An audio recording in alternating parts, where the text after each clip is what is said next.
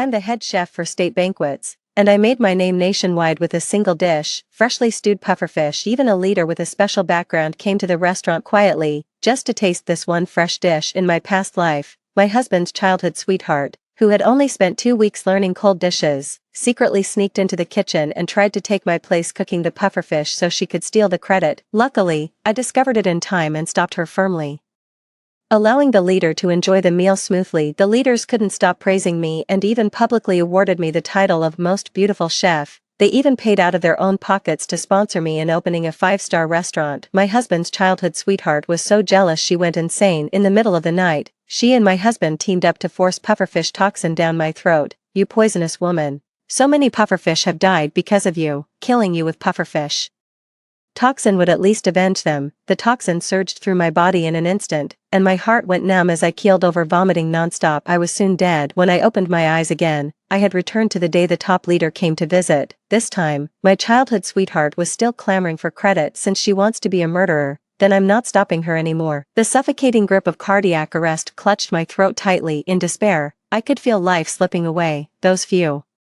short seconds felt unbearably long. At last, I clutched my chest and closed my eyes. Suddenly, a sharp voice rang out overhead. I jolted awake, only to be met with Shenlei pointing a finger at my nose and cursing at me. Tang Qingyan, stop pretending to be sick here. Yu was trying to help you out of kindness, and you still dare to yell at her. You're completely ungrateful. To my shock, Lin Yu was standing right in front of me, eyes red, nestled in Shenlei's arms, and I wasn't even at home, but in the back kitchen of a restaurant. I'd been reborn. I didn't die. Seeing me clutch my chest with my face as pale as a sheet, Shenlei frowned and softened his voice. Honey, are you feeling unwell? He moved in to steady my elbow, but only lightly, and I was still reeling from the pain of total numbness, so for a moment I couldn't say a word. Secretary Chen is about to arrive. You look so sickly. It's embarrassing. Luckily, Yu is kind enough to help you. Otherwise, if we offend Secretary Chen, our whole family will be done for. Lin Yu pouted, looking thoroughly unconvinced. Yeah, exactly. Sister Tang, I've watched you make that stewed fish several times already.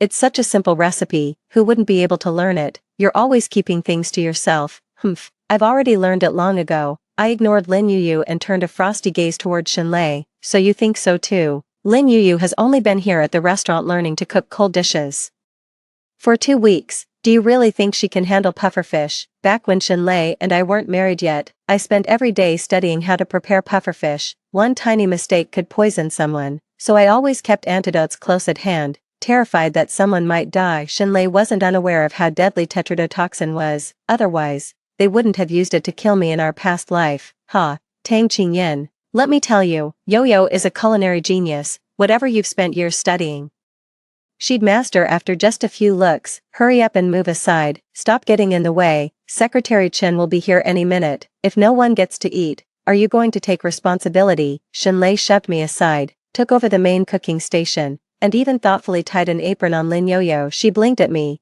putting on an innocent act as she taunted me. Sorry, Sister Tang. Brother Shen thinks my hands were born to cook, so he won't let me do this kind of dirty work myself. I knew exactly how capable Lin Yu was. She'd been learning to cook for 2 weeks and still couldn't tell sugar from salt, often mistaking vinegar for soy sauce. Without changing my expression, I turned on my phone's recording function and asked them loudly. You knew perfectly well that Secretary Chen has a distinguished status. If something goes wrong because you had Lin Yu make pufferfish, who's going to take responsibility? I'll take care of it. My mother-in-law's shrill voice rang out from behind me. I frowned and turned around. Mom, what are you doing here? My mother-in-law planted her hands on her hips and glared at me. What am I doing here? If I hadn't come, I never would have known you were here bullying my precious goddaughter. Yu is a culinary genius. She's the perfect person to make fish for Secretary Chen. Someone like you, reeking of cooking oil and covered in kitchen grime, is completely unfit. Hurry up and get out. Secretary Chen is already at the door. I need to take good care of him and give our Yo-Yo some face. I turned off the recording button and sneered inwardly. I glanced over at the 3 of them and said flatly, fine, since you all agreed to let Lin Yo-Yo make the pufferfish, I'll be waiting. Secretary Chen came into the kitchen with his assistant, and Shenlei and the mother-in-law immediately put on ingratiating smiles and reached out for a handshake. To everyone's surprise, Secretary Chen brushed past them and headed straight for me. Smiling warmly, he took the initiative to extend his hand toward me. So you must be Chef Tang. you really are outstanding for someone so young. I can't believe you're already so skilled in fugu cuisine at your age. Lin Yuyu immediately rolled her eyes, squeezed in front of me, and reached out to shake Secretary Chen's hand first. Oh, Secretary Chen, actually, Sister Tang doesn't know the first thing about cooking fugu. Don't let her fool you. Those rumors about her are all fake. They're just paid marketing and hired bots. I'm the real cooking was here. I'll personally cook for you in a bit. I promise I'll have you licking your plate clean. Watching her act all innocent and ingratiating, Secretary Chen's smile froze on his face. He pulled his hand back several times before finally managing to do so, then gave me an awkward look. Before I could say anything, my mother-in-law crowded over again and squeezed me out. That's right. Secretary Chen, my daughter-in-law here is nowhere near presentable. All those rumors out there are just that, rumors. Don't believe them. Our Yuyu is the one who really knows how to make fish. Just you wait. Yuyu is my goddaughter, and her skills are the best of the best. She's far better than Tang Qingyan's flashy showmanship. As she spoke, Lin Yuyu immediately tiptoed over at a quick trot to the main cooking station to prep the ingredients. After a while, the clatter of pots and pans rang out. Ah, that fish! A scream came from over there. Secretary Chen frowned and looked over, only to see Lin Yuyu clumsily gripping the knife handle with both hands, eyes shut, wildly chopping at the pufferfish. The fish had long since fallen to the floor, thrashing around, but she was still mindlessly hacking away at the cutting board. The fish tail had splashed quite a few droplets into the pot, and she simply turned on the heat and poured in the oil. The oil splattered and popped like firecrackers, scaring Lin Yuyu so badly that she jumped 2 meters back. Shenlei and his mother were busy helping her catch fish and chop vegetables. When they got too swamped to keep up, they remembered me. Tang Qingyan, what are you standing there for? Don't you know to come over and help? Ha, and you still think you can boss me around? I pretended to be concerned as I walked over and craned my neck. What's wrong? Don't know how to do it. A culinary genius who can't even gut a fish, or should I do it? Dealing with this bunch of idiots, the provocation tactic always worked best. No need, you all go out. I can do it myself. With that, Lin Yuyu pushed away her mother-in-law and Shenlei, insisting on stubbornly handling it alone. She held the pot lid like a shield in one hand and blindly stirred the mess in the pot with a spatula in the other, worried something might go wrong. Secretary Chen pulled me back 2 steps and said, in that case, Chef Tang, why don't you do me the honor of waiting with me in the private room? This place really is. Seeing the awkward look on the leader's face and sensing he had more to say, I nodded and escorted him out. Suddenly, my mother-in-law looked displeased. She quickly caught up with us with a smile, putting on a proper, composed air as she led Secretary Chen to the private room. As she walked, she kept praising Lin Yuyu, while not forgetting to put me down. Secretary Chen, Yo-Yo's a little nervous today. After all, hosting such an important leader like you is a big deal. She's an amazing cook, too. She makes exactly the kind of delicious food you love. One bite, and you'll never forget it. Not only is she beautiful and a great cook, but she's also highly educated, unlike Tang Qingyan, who only finished high school and never had the chance to get a higher education, and her parents died young, so who knows, maybe she's the reason. You don't know this, but growing up without parents really does mean a lack of manners. She truly has none at all. The more my mother-in-law said, the more energized she got in putting me down, but she didn't notice at all that Secretary Chen's expression was growing darker by the second. Everyone only knew that he was now an important and powerful official of very high standing. Little did they know that when he was young, he was just a poor kid from the village who lost both his parents early and worked hard to study his way into the city. At that moment, my mother-in-law was still droning on about how I had no parents and no manners. Secretary Chen's face had gone livid. He drained his teacup in one gulp, gripping it so tightly his knuckles turned white, barely holding himself back from exploding. She had no idea she'd completely offended Secretary Chen. She even smiled and picked up the teapot,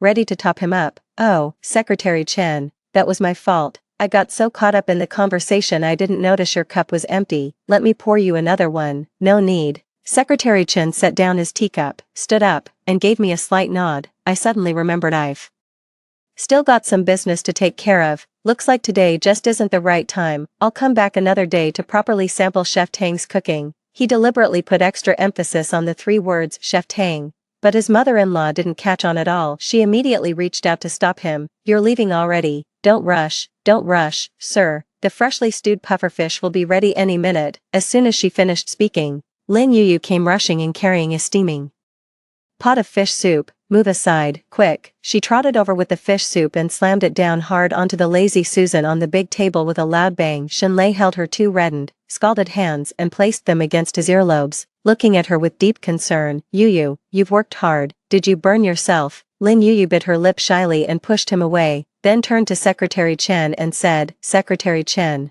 please try it quickly, I put a lot of heart into this, it's especially delicious. Without waiting for Secretary Chen to answer, Shenlei eagerly scooped him a bowl and brought it right over to him. I was shocked when I saw the color. The braised pufferfish I made has always been milky white, but the soup in front of me was actually yellowish green, and it looked really unsettling. How could I ever let the leader drink this? I immediately reached out to stop him. Secretary Chen said he had something to do and had to leave first, so we won't be tasting this soup. Only then did Secretary Chen's tense expression soften a little, and he nodded at me with a grateful look. Unexpectedly, mother-in-law slapped me across the face and scolded, what place do you have to speak here? The soup Yo-Yo made tastes delicious. I think you're deliberately trying to keep the leader from tasting it because you're afraid she'll steal your spotlight, aren't you? Even Secretary Chen was startled by this move. I was covering my face and didn't react for a moment. Shenlei and Lin Yu pulled me aside right away. The three of them all forced smiles as they carried the bowl of soup up to Secretary Chen.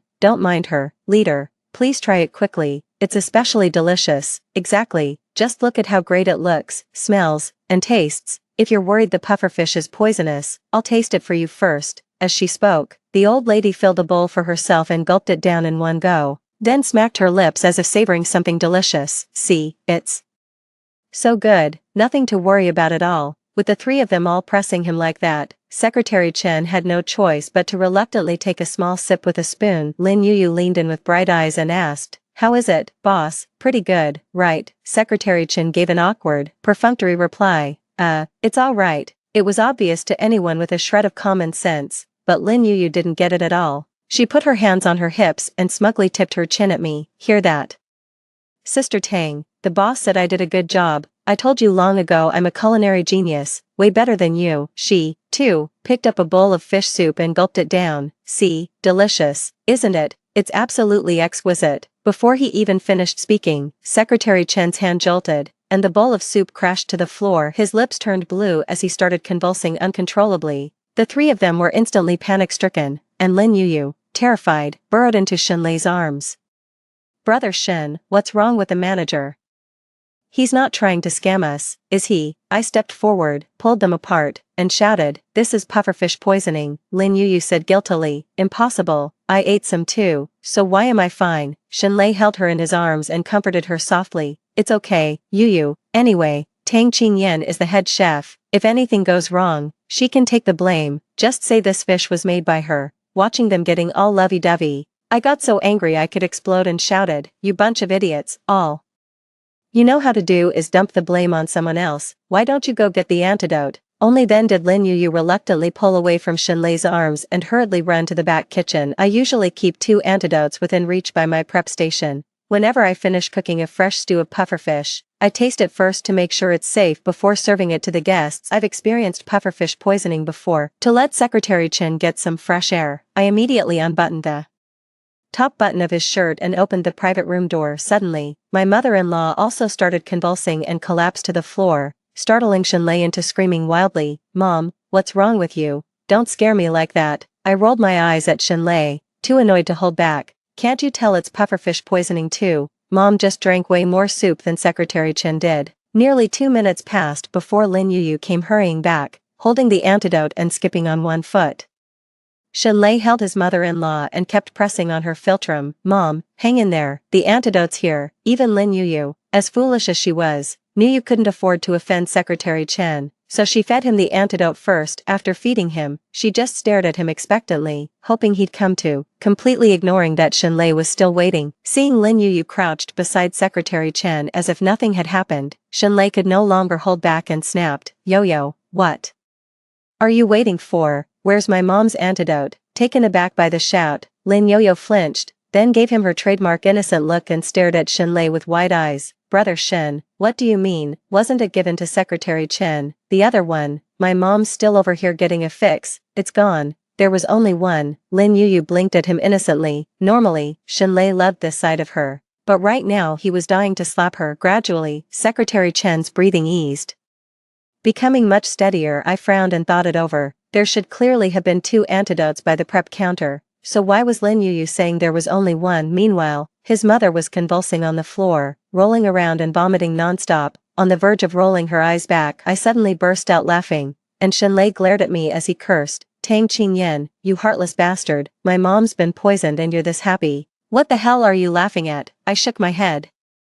My tone relaxed. "You really are as stupid as I said you were. They all drank the fish soup, so why is Lin Yuyu perfectly fine? Aren't you curious?" At that, Shenlei turned to stare at Lin Yuyu, who stammered and shrank back, too scared to say a word. I helped Secretary Chen up and sat him down on a chair to rest before I slowly said, "I always keep 2 doses of the antidote in the kitchen." One was used by Secretary Chen. As for the other, of course your beloved childhood sweetheart, Lin Yuyu, must have swallowed it when she rushed past just now. At that moment, mother-in-law kept clutching her throat and chest, her face twisted in agony. Shenlei couldn't stand my cryptic talk any longer and slammed the table at once. "What on earth are you trying to say?"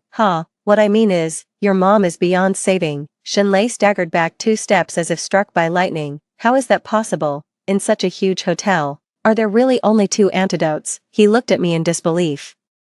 "Honey, you're lying to me, right? You wouldn't just stand there and watch my mom die." I curved my lips into a smile and poured a cup of tea for Secretary Chen to rinse his mouth. I've always tasted the pufferfish poison myself before serving it. If there were any problem, I would never put it on a customer's table. Not to mention I'm skilled at it, and in all these years, nothing has ever gone wrong. Those 2 antidotes have been sitting there for years and never once been used. Who would have thought Lin Yuyu would dare serve pufferfish without tasting it first? I'm not the one who wanted to kill your mother. Thankfully, Secretary Chen only drank a sip of the poisoned fish soup, and the symptoms have now completely disappeared. The man, who had always been mild-mannered and refined, was now so furious that he slammed the table, stood up, pointed at Lin Yuyu, and scolded her harshly. "You little girl, you've got some nerve. How can you treat something this serious, where lives are at stake, as a joke? You're driving me crazy." At once, Lin Yuyu pouted and her eyes turned red. She instinctively wanted to turn to Shenlei for comfort, but Shenlei was busy tending to his mother, who was barely clinging to life, and had no time to spare for her. I bowed deeply to Secretary Chen and apologized. "I'm truly sorry, leader. I should have cooked for you myself. I not only failed to host you properly, but also ended up dragging you into this mess." Seeing me apologize,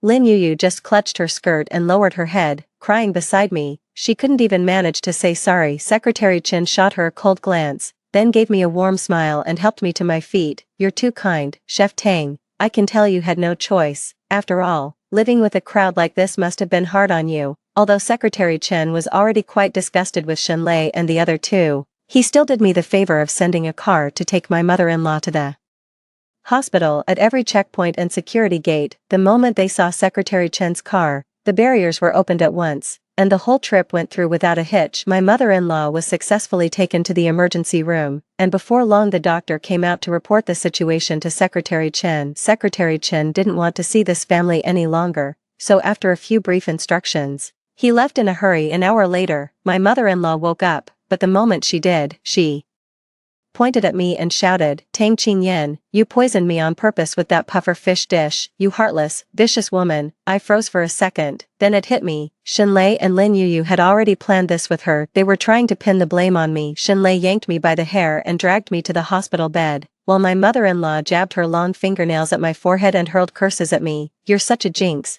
Insisting on making pufferfish almost got even the big boss killed. Someone like you, who can't even be seen in public, has brought nothing but shame to the Shen family." I let her keep hurling abuse at me, but with a cold laugh, I took out my phone and played the recording from that time, where she had shouted that if anything went wrong with the pufferfish she made Lin Yuyu prepare, she would take responsibility. Before I could react, Lin Yuyu snatched my phone away and smashed it hard onto the floor. The phone instantly shattered into several pieces. "You've really got some nerve. You even dared to record us and use it to threaten us." My mother-in-law's booming voice didn't sound at all like the frail old woman who had almost just run out of breath. "I'm telling you right now, you're getting out of the marriage with nothing and divorcing Shenlei. Only you can be Mrs. Shen." Seeing that I said nothing, she immediately started wailing in the hospital room, "Come and see this. My unfilial daughter-in-law is poisoning an innocent old woman like me." Before long, many patients and family members had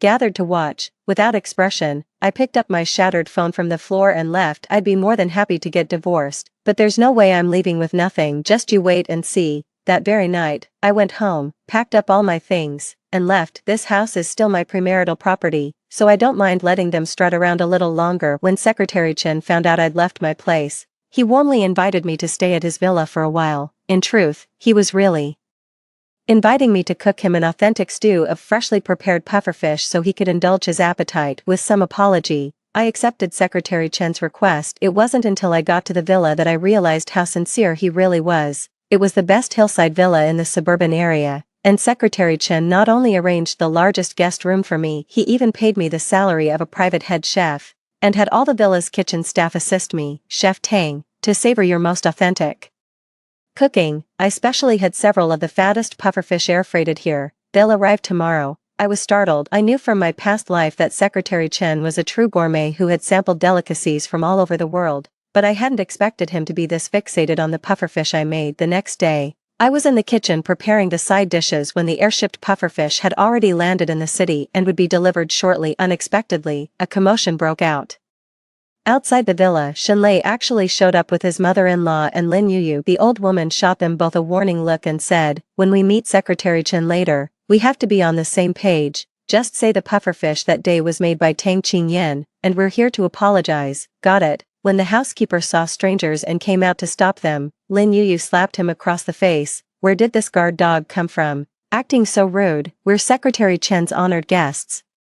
We're here to make pufferfish for him. As the saying goes, if you're going to teach someone a lesson, you still have to look at who's backing them." The butler has worked in Secretary Chen's house for 10 years, so even his deputy has to give him some respect, and he actually got slapped by Lin Yuyu today right then and there. The butler was about to call security to throw them out. The commotion reached Secretary Chen's ears. He frowned and came out, only to be immediately grabbed by Shenlei and his mother, one on each side, each holding onto one of his arms. "Secretary Chen, oh my, you're my lifesaver. If you hadn't sent a car to rescue me that day, this old body of mine would have been done for." Pushing the two of them aside, Secretary Chen stepped back to keep his distance. "What are you here for?" Lin Yuyu twisted her body and spoke in an affected voice. "Leader, it was all because the puffer fish Tang Qingyan made that day was poisoned that you couldn't enjoy your meal. Today, we've come especially to make you another authentic freshly braised puffer fish dish." Secretary Chen sneered inwardly. Did they really think the leader was an idiot? After what happened that day, he had already seen what kind of people this family really were. He calmly had the butler open the door and led them into the villa. The three of them looked around at the scenery, barely able to hide their grins,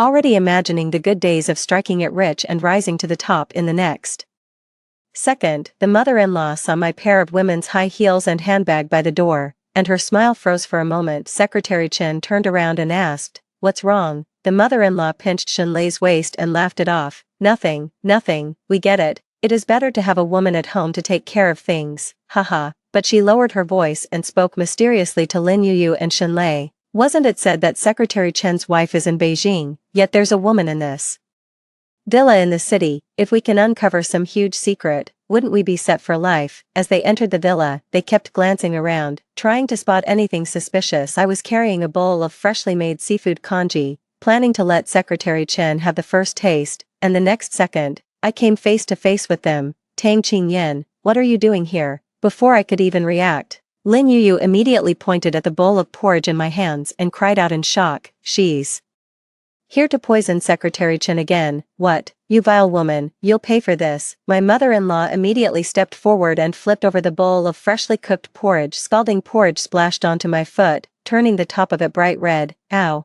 what are you doing?" The pain made me instinctively step back and clutch my swollen left foot. "That porridge was made especially for Secretary Chen, and you just knocked it over like that. Oh, so you're finally admitting it. You poisoned the leader on purpose, didn't you? I'm telling you, I'm the lucky charm and lifesaver of Secretary Chen. I was the one who gave him the antidote last time, and I'm not letting you get away with it this time." Lin Yuyu grabbed my hair and yanked me straight to the ground while Shenlei sneered beside her. "I never thought I'd end up marrying such a vicious woman. Son, don't waste your breath on this bitch." The day we brought up divorce, she didn't say a single word and ran off. "She's definitely here today to seduce Secretary Chen. I'll beat the hell out of you, you little vixen." Before I could even react, they started tearing at my clothes. Lin Yuyu even came down hard on my foot, the one that had just been scalded and was still red and swollen. The pain made me gasp sharply. Are you insane? Lin Yuyu made the poisoned pufferfish, so why are you pinning the blame on me? You've twisted the truth so badly you've even fooled yourselves. Do you really think Secretary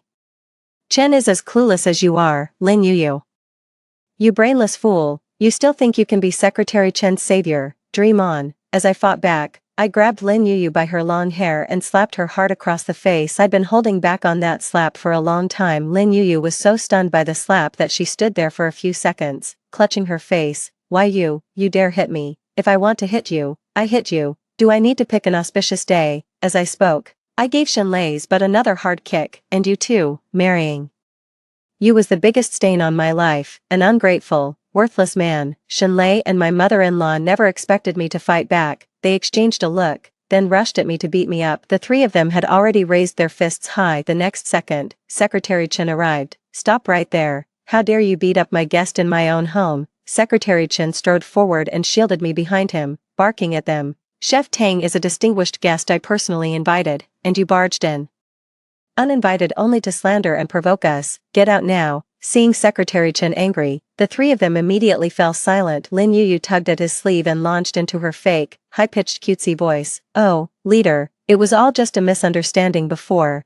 Tang Qingyan is a bad person. That pufferfish that day was poisoned on purpose by her. I practiced at home so many times and everything turned out perfectly, so she must have tampered with it. We came here especially today to visit you because we wanted to make up for the regret you had that day. Don't worry, we'll definitely treat you to a feast. Secretary Chen pulled his sleeve free and paid no attention to what she was saying, instead turning around and speaking to me in a gentle, concerned tone about my injuries. Seeing this, the mother-in-law immediately shouted, so that's why Tang Qingyan was so bold. Turns out she'd already hooked up with some big-shot leader. Secretary Chen frowned deeply and immediately ordered the security guards to throw those three people out. Just then, his assistant rushed over to report, Secretary, the pufferfish you requested has been delivered. Hearing that, I waved the security guards off and told them to let go of the two of them. I curled my lips into a smile and said to Lin Yuyu, if you say you're going to show off your skills, then do you dare challenge me to a cook-off? Bring it on. I'm a culinary genius, just wait to lose. Lin Yuyu lifted her chin proudly, looking completely confident she had this in the bag. Secretary Chen frowned and glanced at me with concern. I gave him a slight shake of the head to reassure him. The rules of the contest were quickly set. Lin Yuyu and I would each prepare a fugu dish without help from anyone else, with Secretary Chen serving as the judge. After tasting them, he would decide whose dish tasted better. Lin Yuyu had no objections, but my mother-in-law was not happy about it. She stepped forward and said loudly, hey, that's not fair. Who knows whether Tang Qingyan and Secretary Chen have an affair? What if the leaders are playing favorites? Secretary Chen gave her a cold look, barely holding back the anger and contempt in his eyes. Then what do you want? If you ask me, I should be one of the judges too. That way no one can play favorites or show bias, and it'll actually be fair and impartial. I sneered inwardly. So much for fair and impartial. In my view, she was just afraid Lin Yuyu would lose too badly, so she deliberately butted in. Sure, then mom can be a judge too. I agreed at once. Fugu is my specialty. I've never been afraid of anyone in the whole country, let alone some idiot who's only been learning cold dishes for 2 weeks. Just as I was about to reach into the tank to grab a fugu, Lin Yuyu stopped me again. Wait, if we're going to compete, there's got to be something at stake, right? What does the winner get, and what does the loser have to do? I raised an eyebrow and looked her over. Oh, then what do you want? Lin Yuyu counted on her fingers and said, if I win, Secretary Chen has to personally hold a press conference to introduce me to the whole country, acknowledge my abilities, and give me a bonus too. The amount can't be less than what an international Michelin competition offers. And also, lost in her fantasies, she kept talking more and more, but all she ever went on about was fame and fortune. Secretary Chen shook his head disdainfully and asked what I wanted. I curled my lips in disdain and said, if I win, I want a divorce from Shenlei, and I want the three of them to apologize to me. That's it. Secretary Chen looked at me, puzzled. I gave a light laugh and nodded to confirm that was all. In that moment, I could see admiration and respect almost overflowing from Secretary Chen's eyes. Shenlei shouted at me with his neck bulging, Tang Qingyan, don't worry. Win or lose, I'll definitely divorce you, but you're losing this time for sure. I just gave my ears a quick scratch and treated it like barking dogs. Soon the competition began. and I went straight for the best-looking pufferfish. Meanwhile, Lin Yuyu fumbled around, forcing herself to gut the fish. I, on the other hand, stayed perfectly calm and used all kinds of different tools to handle the pufferfish. Once the poison glands were removed, I started prepping the fish, carefully picking out the bones with a pair of tweezers. I've done this kind of cooking for 2 lifetimes now. Even with my eyes closed, I could guarantee I wouldn't make a single mistake. Comrade Chen, standing nearby, was amazed by how deft my hands were and kept nodding in praise. Shenlei and my mother-in-law clasped their 4 hands tightly together, occasionally sneering at me with disdain. I put all the ingredients into the pot, added water, and let them stew. Turning around, I saw Lin Yuyu drenched in sweat, tasting each one with her tongue to tell which was sugar and which was salt. Then she tasted one and sprinkled a little into the pot, pouring in soy sauce, vinegar, and MSG. A cold smile tugged at the corners of my mouth. And you want to learn how I make my fresh braised pufferfish without even knowing the most basic principles? The key to the word fresh is the ingredient's natural flavor. It's not some random mix of seasonings. I only add salt to bring out the flavor in my soup. Before long, it was time for the competition, and we each carried our pufferfish dishes before Secretary Chen. I was sure I had this in the bag, but then Lin Yuyu lifted the lid of her clay pot. I was shocked. I never expected her to improve this much in just a few days. Just by the looks of it, Lin Yuyu's freshly stewed pufferfish didn't look like the work of a clueless amateur at all. Seeing my eyes widen, she only looked even more pleased with herself. What's wrong, Sister Tang? Are you so scared you've frozen up? Never seen pufferfish cooked this skillfully before, have you? She shot me a smug glance, and Shenlei and my mother-in-law were laughing wildly too.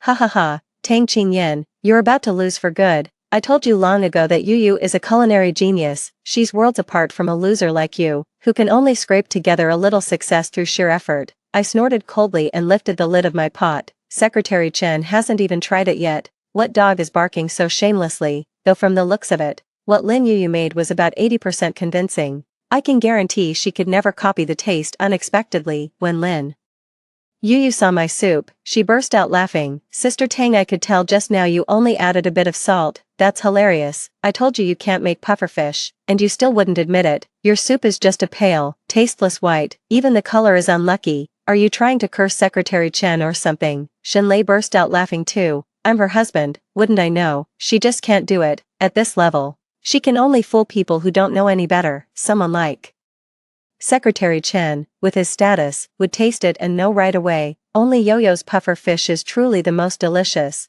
Because the mother-in-law was serving as a judge, she couldn't openly put the dish down, but her expression said more than enough. They took turns badmouthing my cooking, but Secretary Chen paid no attention. He had already picked up an empty bowl, waiting to taste my freshly stewed pufferfish. His eyes were shining with barely concealed anticipation as he picked up the ladle and was just about to serve himself. Unexpectedly, Lin Yuyu grabbed his hand and stopped him. Boss, you have to taste mine first. Secretary Chen had already worked up saliva in his mouth, but she threw everything into chaos and broke his mood, making him frown in displeasure. The mother-in-law immediately stepped forward and shoved Secretary Chen aside with her big backside. To keep things fair, I'll go first. My mother-in-law first ladled out a bowl of the fish soup I made. After taking one sip, her pupils visibly widened. Delicious, but of course, she couldn't show it. She quickly finished the bowl, putting on a look of disgust. She kept shaking her head and even pouted. What is this? It has no flavor at all. Then, still wearing a fake smile, she scooped up a full bowl of Lin Yuyu's fish soup,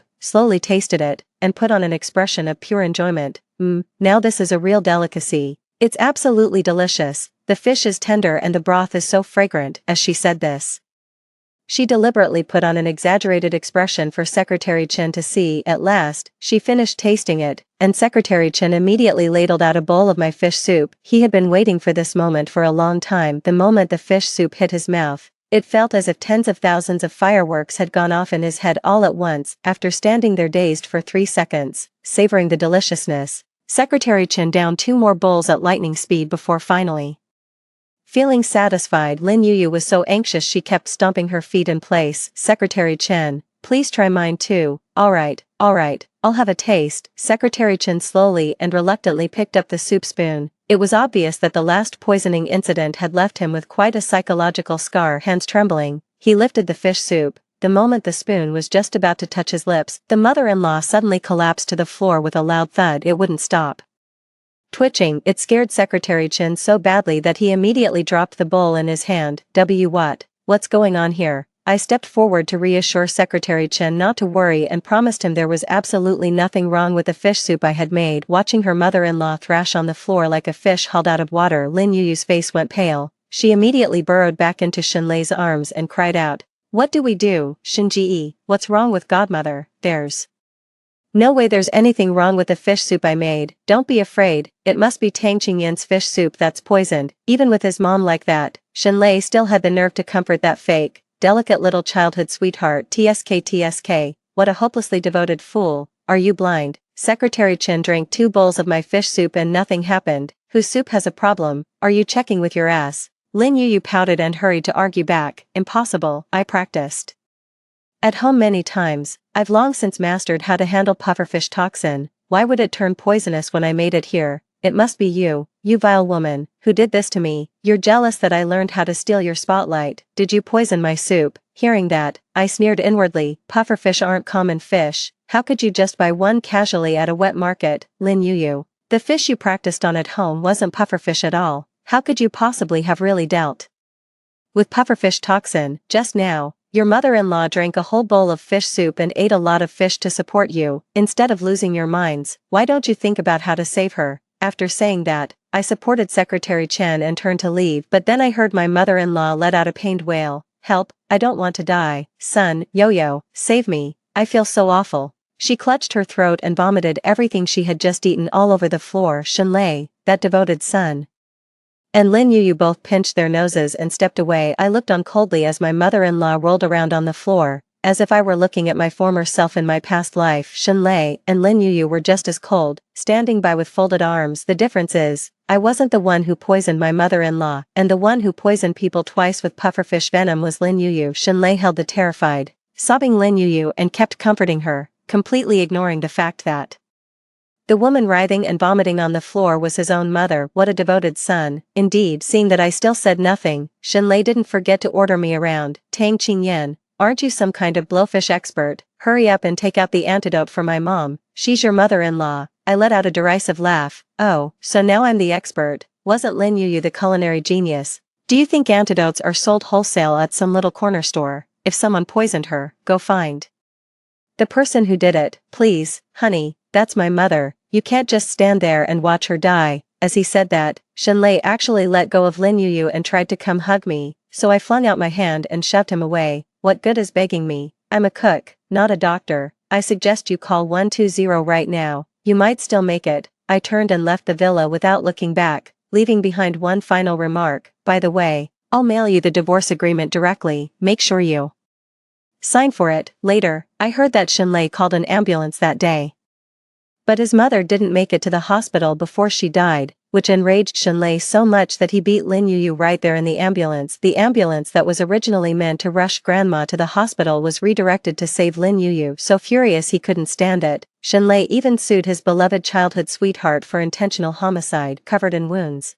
Lin Yuyu immediately countersued Shenlei for malicious assault. The two of them ended up behind bars together, while the poor grandmother who died miserably didn't even have anyone to arrange her funeral. And not only did I successfully get the divorce papers, I also got all of Shenlei's assets from his affair during the marriage. Just like in my previous life, Secretary Chen publicly awarded me the title of the most beautiful cook, and even paid out of his own pocket to open a 5-star hotel for me in Yunnan. I happily became the boss, only needing to show up now and then and showcase my skills at state banquets. When Shenlei was released from prison, he heard that I had already risen to great success. He had the nerve to shamelessly come looking for me again, but he couldn't even get close enough to see me, because my status was now on par with the leaders. I had more than a dozen bodyguards around me, all there to keep out people like him. Then my phone suddenly lit up with a message. I curled my lips into a smile and Secretary Chen, while on a business trip in Xinjiang, sent a text message. Old Tang, I'm craving fish. The end. That wraps up the first story for now.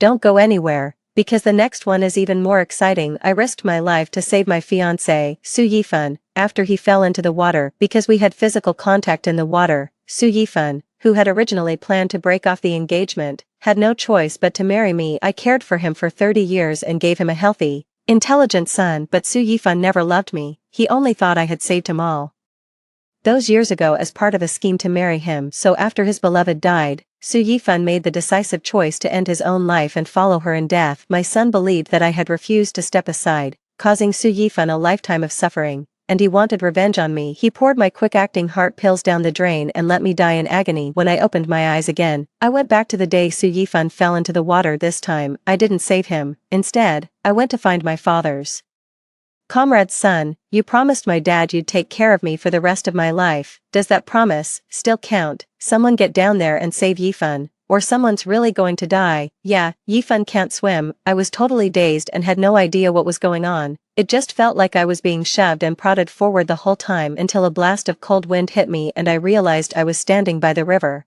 taking off my padded coat, about to jump into the water in the dead of winter to save Su Yifan. Seeing the slogans by the roadside and the way everyone was dressed, I quickly realized that I had been reborn. I had gone back to the day I saved Su Yifan 30 years ago in my previous life. To save him, I jumped into the freezing river and nearly drowned before I managed to pull him ashore. Once we were on land, the people on the bank jeered, saying things like the beauty saves the hero, and accusing us of clinging to each other in the river and behaving indecently.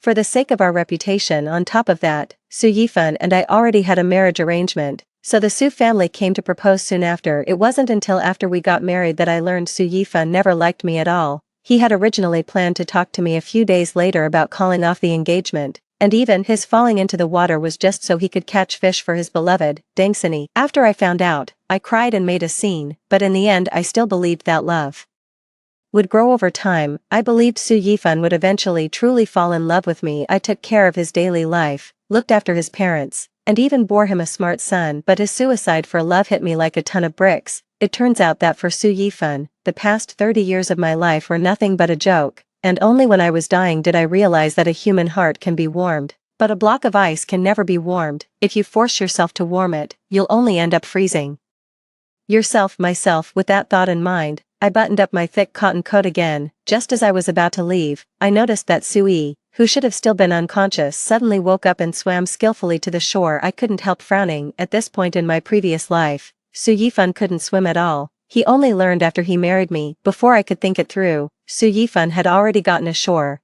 Seeing me staring at him, he walked up to me trembling all over, his face brimming with excitement. You think I'd still give you a chance to latch onto me? I've worked hard at swimming for years, and at last heaven has opened its eyes and given me a chance to save myself. I understood then, so I wasn't the only one who had been reborn. Hearing that, I let out a cold smile. Didn't you see I was about to leave? If you hadn't stopped me, I'd already be home by now. Only then did Su Yifan realize that I had my padded jacket on just fine and had never intended to jump into the water. His face was a little embarrassed, and he was itching to argue with me a bit more, but a cold gust of wind hit him and made him shiver uncontrollably. Embarrassed and irritated, he said, with a perfectly justified air, "Hurry up and take off your padded coat. Can't you see I'm about to freeze to death?" I let out a cold snort and said to the onlookers, "Would anyone kind enough be willing to give Su Yifan a padded coat to keep warm? He's forcing me, a young lady, to take off my clothes in public. I'm really too embarrassed." Everyone burst out laughing, each person chattering over the others, saying things like Su Yifan had no shame. Su Yifan was a college student and a teacher,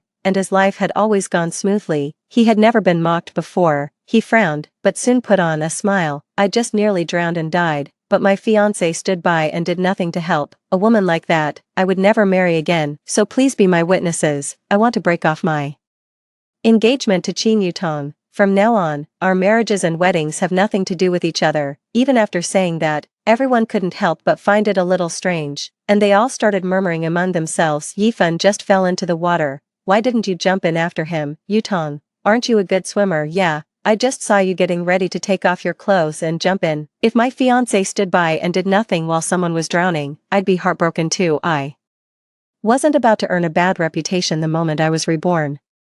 So I didn't panic at all. Instead, I turned to look at Su Yifan. "Su Yifan, what nonsense are you talking about? You want me to jump in and save you, but you can clearly swim, and you're even really good at it. What's the point of me going down there?" Hearing that, Su Yifan was a little embarrassed too, but he still gritted his teeth and said, "Anyway, Qin Yutong saw me fall into the water and just stood by as if nothing were just happening. I've seen enough. There's no way I'm marrying a woman like this again. I have to call off the engagement." At first, Everyone thought Su Yifan was just saying he wanted to cancel the engagement in the heat of the moment. After all, he could swim, and he was perfectly fine now. There was really no need to make such a big deal out of it and go as far as breaking off the engagement. So once he said that, even the people who had just been defending Su Yifan thought it was going too far. Evan, you got yourself ashore just fine, how can you say? Yutong stood by and did nothing. Don't tell me you've been wanting to call off the engagement all along and are just using this as an excuse. Besides, Yutong's just a girl, she can't be jumping into icy water in this weather. She'll get sick. Hearing that I'd end up falling ill made my nose sting with emotion. In my past life, I was the one who plunged into the icy winter water to save Su Yifan. As a result, my once healthy body became extremely weak. Every time I had my period, I was in agony, and even my fertility was badly affected. I had given him so much, yet Su Yifan always thought his falling into the water had been my scheme, that I had deliberately waited for the right moment to save him, and that I had done it on purpose to force him to marry me. Thinking back on everything that had happened, I immediately nodded. Fine, the engagement is off. Please all bear witness to this. Today it was Su Yifan who refused to honor the engagement and marry me, not that I changed my mind.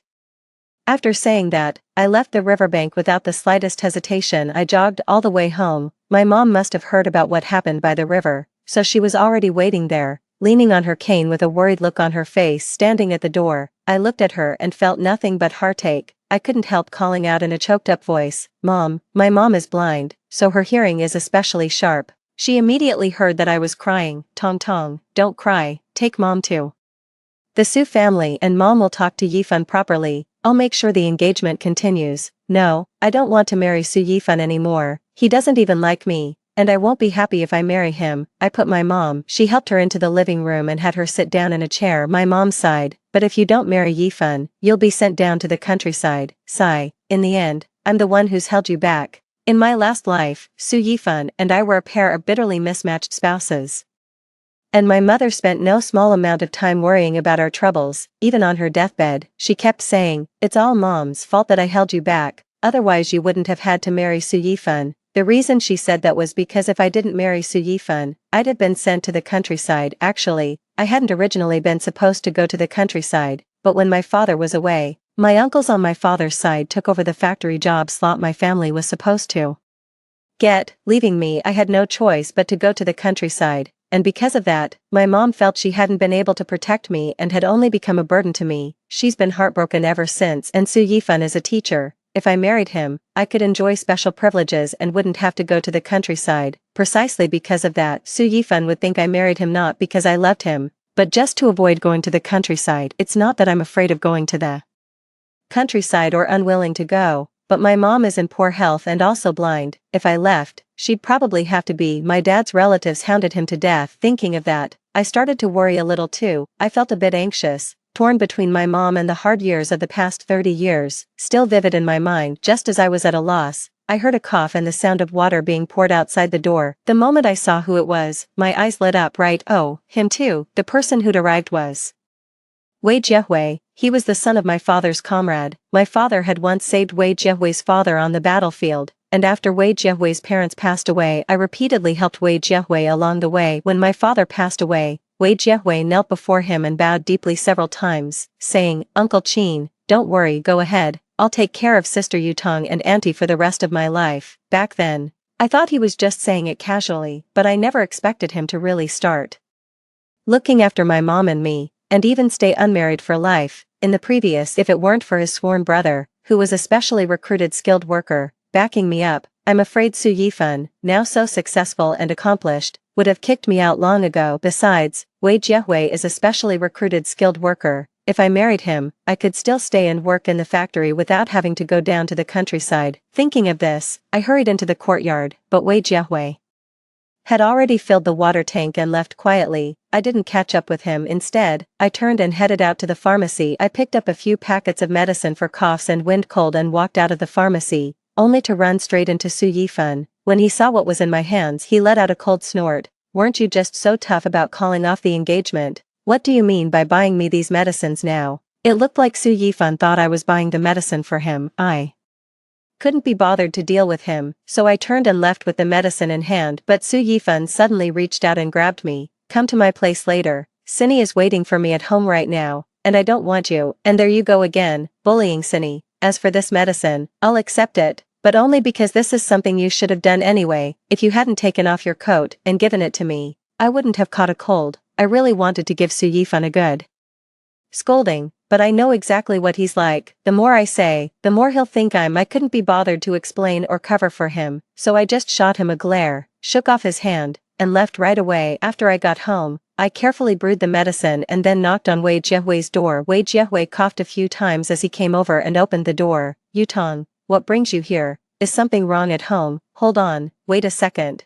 I'll grab a coat and be right over. I shook my head and handed him the medicine. Yesterday, when you came to deliver water, I heard you coughing. You're still young, but you really need to be careful. If it turns into a lung disease, that'll be bad. As I said that, I couldn't help but feel my face heat up. Wei Jiehui was completely stunned, not knowing for a moment whether he should take the medicine or say thank you, or let me in. I didn't beat around the bush and said it straight out. When my dad passed away, you said you'd take care of me for the rest of my life. Does that promise still count? Does that promise still count? Wei Jiehui nodded without hesitation. Of course it counts. I let out a breath of relief. Okay, if you're going to take care of me for the rest of my life, then let's get our marriage registered. Otherwise, if you get married, how are you supposed to take care of me? Although Wei Jiehui never got married in his last life, and he was always very good to me, I still couldn't be sure that the reason he didn't marry was because of me, and even less could I be sure that he would definitely marry me. So after saying it,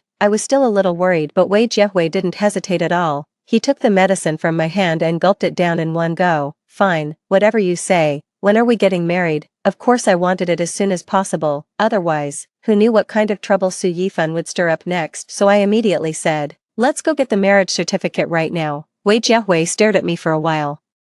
It was clear he had something he wanted to ask, but in the end he said nothing and just walked out of the room. He took out his ID card. Okay, let's go now. In this way, Wei Jiehui and I quickly got our marriage certificate, since he didn't have many relatives on his side, and all the relatives on my side we didn't get along very well, so instead of holding the wedding banquet right away, we first arranged a time to come to the factory and handle the entry procedures. After all, if I lost my spot any later, I'd have gotten married for nothing. Just as the paperwork was halfway done, a commotion suddenly broke out outside. Before long, Su Yifan came in with Deng Sini and directly pushed open the door and stormed into the office, grabbing the factory director's hand and saying loudly, "Director, you can't process her entry into the factory." The factory director was so startled he jumped. Before the director could even speak, Su Yifan walked up to me and, almost pointing straight at my nose, said, "Qin Yutong, could you please have some decency? I've made myself perfectly clear. I want to break off our engagement. There's no relationship between us anymore. So what gives you the right to take up the job slot at the factory that was meant for my future wife?" The factory director stood up.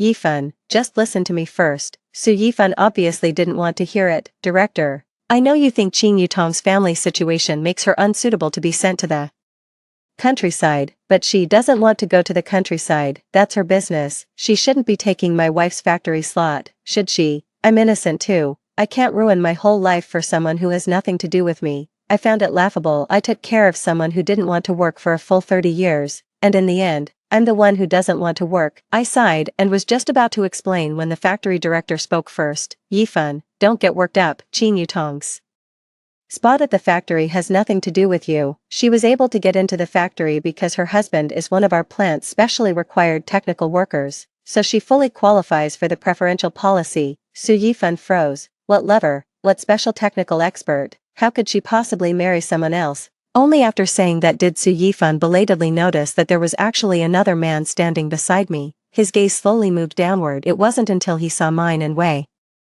Jiehui's tightly clasped hands that he finally realized what was going on. Impossible. Qin Yutong could never marry anyone but me. I'm the only one in her heart. She loves only me, and she'd even die for me. Why, how could I possibly marry someone else? This was definitely a sham marriage she arranged just to get into the factory. Don't forget, Wei Jiehui is nothing but a dog of the Qin family. But if you help her get into the factory, then you're complicit. You're exploiting a loophole in the Policy. Honestly, this was the first time I'd ever seen Su Yifan looking this frenzied. Even in my previous life, when Deng Xini got married, he wasn't this agitated. I was a little confused. What was he getting so worked up about? Whether I went into the factory or not had nothing to do with him. In fact, if I did go in, it would only better ensure that I won't bother him anymore. Why would he do that? I couldn't make sense of it, and I didn't want to guess either. I just said to Wei Jiahui, "Honey, show him our marriage certificate. Take a look." Wei Jiahui hummed in response and readily took out our marriage certificate. The big official seal on it proves that Wei Jiahui and I are indeed legally married,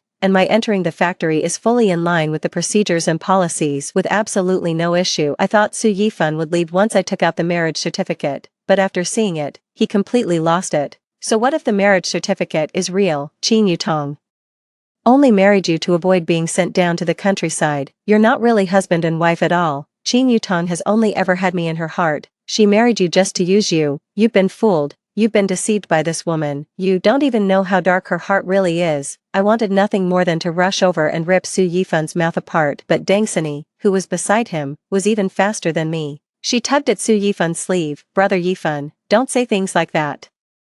Ah, you'll end up causing trouble between Sister Yutong and Brother Jiahui." Su Yifan jerked Deng Xini's hand away. "Shut up, you don't know what's going on at all. Qin Yutong can't marry anyone else. She's my wife." It was the first time Deng Xini had ever been pushed away by Su Yifan. Embarrassed and flustered, her expression changed as she said, "Even if Yutong once went to any lengths to marry you, that doesn't mean she wouldn't change her mind. Besides, she originally only wanted to marry you so she could get into the factory, so of course she could just as easily marry someone else for the same reason." The only one to feel sorry for his brother Jiahui. Hearing this, Su Yifan suddenly rushed up to Wei Jiahui again and said, "She was willing to jump into the river and save me just so she could marry me, forcing me to marry her." "How did she force you? Did she strip naked and cling to you too, making you take responsibility?" "You're talking nonsense." Before I could finish, Wei Jiahui punched Su Yifan. "I married Yutong because I love her.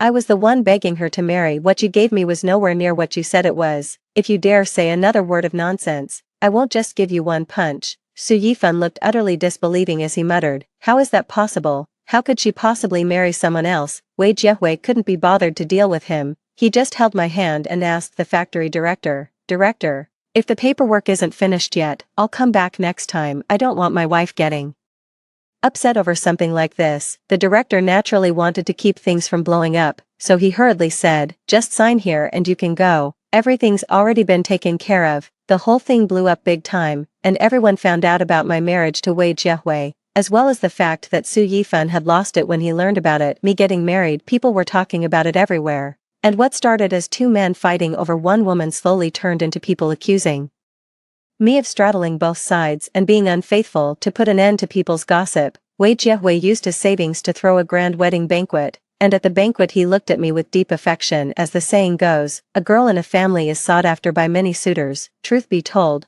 I've always loved Yutong, but Yutong is a loyal woman, because she has a marriage engagement with Su Yifan, so you never even glanced at me. Luckily, the heavens were on my side and let me wait until they broke off the engagement. The moment it was called off, I went straight to her family to ask for her hand in marriage. After all, such an amazing wife. If I'd hesitated even for a second, someone else might have snatched her away. Thanks to Wei Jiahui's words, no one would say a bad word about me anymore. Instead, they started mocking Su Yifan for being indecisive and acting anything but like a man. After the wedding, my mom and I moved into Wei Jiahui's house. He was incredibly good to me.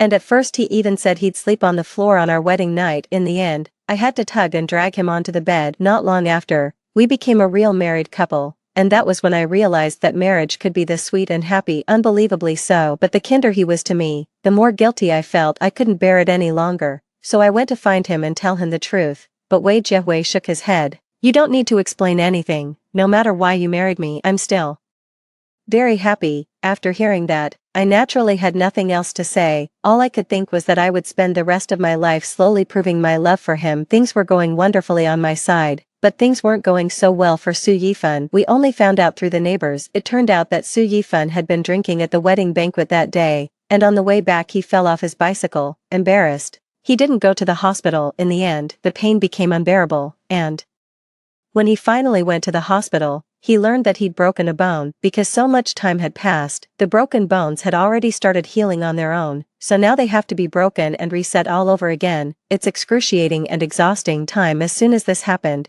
everyone thought I was a femme fatale again. To be fair, they weren't entirely wrong. Either way, this matter had something to do with both Wei Jiahui and me. If it weren't for coming to attend it was his wedding, but if he hadn't been so afraid of being laughed at, he wouldn't have had to suffer like this. But in my view, he had only himself to blame. But Wei Jiahui didn't see it that way. He bought some fruit and took it home. After all, he fell because he drank our alcohol. Let's go and check on him. I refused without a second thought. People are already gossiping. If I go, it'll only make things look worse. He broke his leg. Whether you break your leg or crack your head open, it's none of my business, and I already told you, I'm going to be your wife in the future. I have nothing to do with Su Yifan. Wei Jiahui nodded repeatedly. I know, but if we don't go, people will say we're still holding a grudge, so, I'll go with you. Let's go see it openly and confidently. That way, people will think even more that we have nothing to hide. Although I didn't want to go, I eventually agreed to Wei Jiahui. After all, some things really did need to be made clear. After that, we'd go our separate ways and have nothing to do with each other ever again. When I arrived at the Su family's house, Wei Jiahui was waiting for me at the door and asked me to go in to see Su Yifan. Just as I was about to knock, I heard a voice from inside. I heard Su Yifan and Deng Sini's voices. I couldn't decide whether to knock and go in or leave first. In my previous life, I often caught Su Yifan and Deng Sini alone together. Every time, I'd get jealous and rush in, ruining everyone's mood. Quickly, I was about to leave, but then I thought that if I left like this, I'd have to come back next time. While I was hesitating, the voices inside grew louder. Su Yifan's voice sounded a little weak, but very firm. Sini, now that my engagement to Qin Yutong is off as well, she's married too, shouldn't our wedding plans be put on the agenda as well? Deng Sini burst out laughing. You don't actually think that if you don't marry Qin Yutong, I'll marry you, do you? Su Yifan was stunned for a long moment before he finally said, Sini, what do you mean by that? What do I mean? I've only been treating you like free labor, that's all. You should take a good look at your own family background. How could I possibly marry someone like you? To tell you the truth, I'm about to marry the factory director's son. I came here this time because I also wanted you to stop coming here in the future. You're really getting on my nerves. The only person who ever liked you was Qin Yutong. Su Yifan was on the verge of breaking down. That's impossible. You told me Qin Yutong married me just to get into the factory, and even falling into the water was Qin Yutong's doing. My heart sank with a thud. So in my previous life, Su Yifan was so certain that I had deliberately set her up, because Deng Sini said so. Deng Sini snorted. What are you talking about? When did I ever say that? Besides, you fell into the water yourself. What does that have to do with Qin Yutong? Don't tell me she pushed you. After hearing that, Su Yifan started muttering to himself again. Deng Sini probably found it boring, so she simply stood up, opened the door, and saw me holding a basket of fruit standing at the doorway. She smiled toward the room and said, Qin Yutong is here. I'd advise you to stop dreaming of a frog trying to eat swan meat. Getting on Qin Yutong's good side is what you should be doing now. I walked in awkwardly. I wasn't trying to eavesdrop, I just came to see you, and also to, before I could finish, Su Yifan suddenly looked up. His eyes red as he said, I'm sorry, Yutong, I'm sorry. My nose stung a little. I'd waited 30 years to hear those words, but at this moment, I truly didn't need them anymore. Seeing that I wasn't saying anything, Su Yifan sighed and went on, you were reborn too, weren't you? I knew even without you saying it. In my previous life, you jumped in without a second thought to save me, but this time, you turned around and left. I thought you were just playing hard to get, but now that I think about it, you must have been completely heartbroken over me, right? I gave a quiet but didn't say anything else. After all, he wasn't a 20-year-old kid anymore. He understood the warmth and coldness of human relationships better than anyone, so he knew that, whether in the previous life or this one, the only person who had truly treated him well was me. As for Deng Sini, she had always just treated him like a lapdog, him as nothing more than a lapdog. Su Yifan let out a sigh, his voice full of the weariness of experience. You really should be heartbroken. I clearly saved you, but I insisted that you were just trying to cash in on that favor. I treated you coldly for my entire life, and even spoke ill of you in front of our son, making him think you. No, you must have had it really rough. You must have wanted to hit me, curse me, hate me, right? I didn't know what to say. Insult him. There's not much to hate him for. After all, in my previous life, I was the one who clung to him and insisted on marrying him. Hate him, we both died once, and the past is the past. Besides, I'm newly married now, and I'm very happy with Wei Jiahui. I simply can't bring myself to hate anything or anyone, so I cut Su Yifan off. It's all in the past, I've moved on, and you should too. I put down the fruit and was about to leave when Su Yifan suddenly grabbed my hand. Yutong, I know I was wrong now, as they say. It's never too late to mend things after a loss. Can you forgive me? I jumped in fright and backed away repeatedly. Su Yifan, have you lost your mind? I'm married, and I'm very happy in my marriage right now. I love my husband very much. Su Yifan hadn't expected me to shake off his hand. After all, in my past life I loved him so much and always wanted to stay close to him, but Su Yifan always found me annoying, to the point that I could only wait until he was asleep in the middle of the night to hold his hand. He froze for a moment, then suddenly laughed. Yutong, don't I know you by now? You've always been so good to me. For my sake, you'd do anything. You can do it. Even if I hurt you 10,000 times, you'd never leave. You married Wei Jiahui just to get into the factory and avoid being sent to the countryside. I won't blame you for that. But if you keep playing hard to get like this, it'll lose its meaning. You can go back right now and divorce Wei Jiahui. After the divorce, I can still marry you, and that way everyone will. I knew it. You only married her to make me jealous. The one you really love is still me. I really overestimated Su Yifan. I thought he genuinely knew he was wrong, but now it seems he's only admitting it because nobody wants him right now. Su Yifan, my husband is right outside the door. I didn't even want to come see you at first. It was my husband who suggested I come over. Do you know why? Su Yifan was taken aback. Isn't it because you two are in a fake marriage? I shook my head. No, it's because we truly love each other. He trusts me, and I'll be faithful to him. As for you, Dangsini, I don't want you.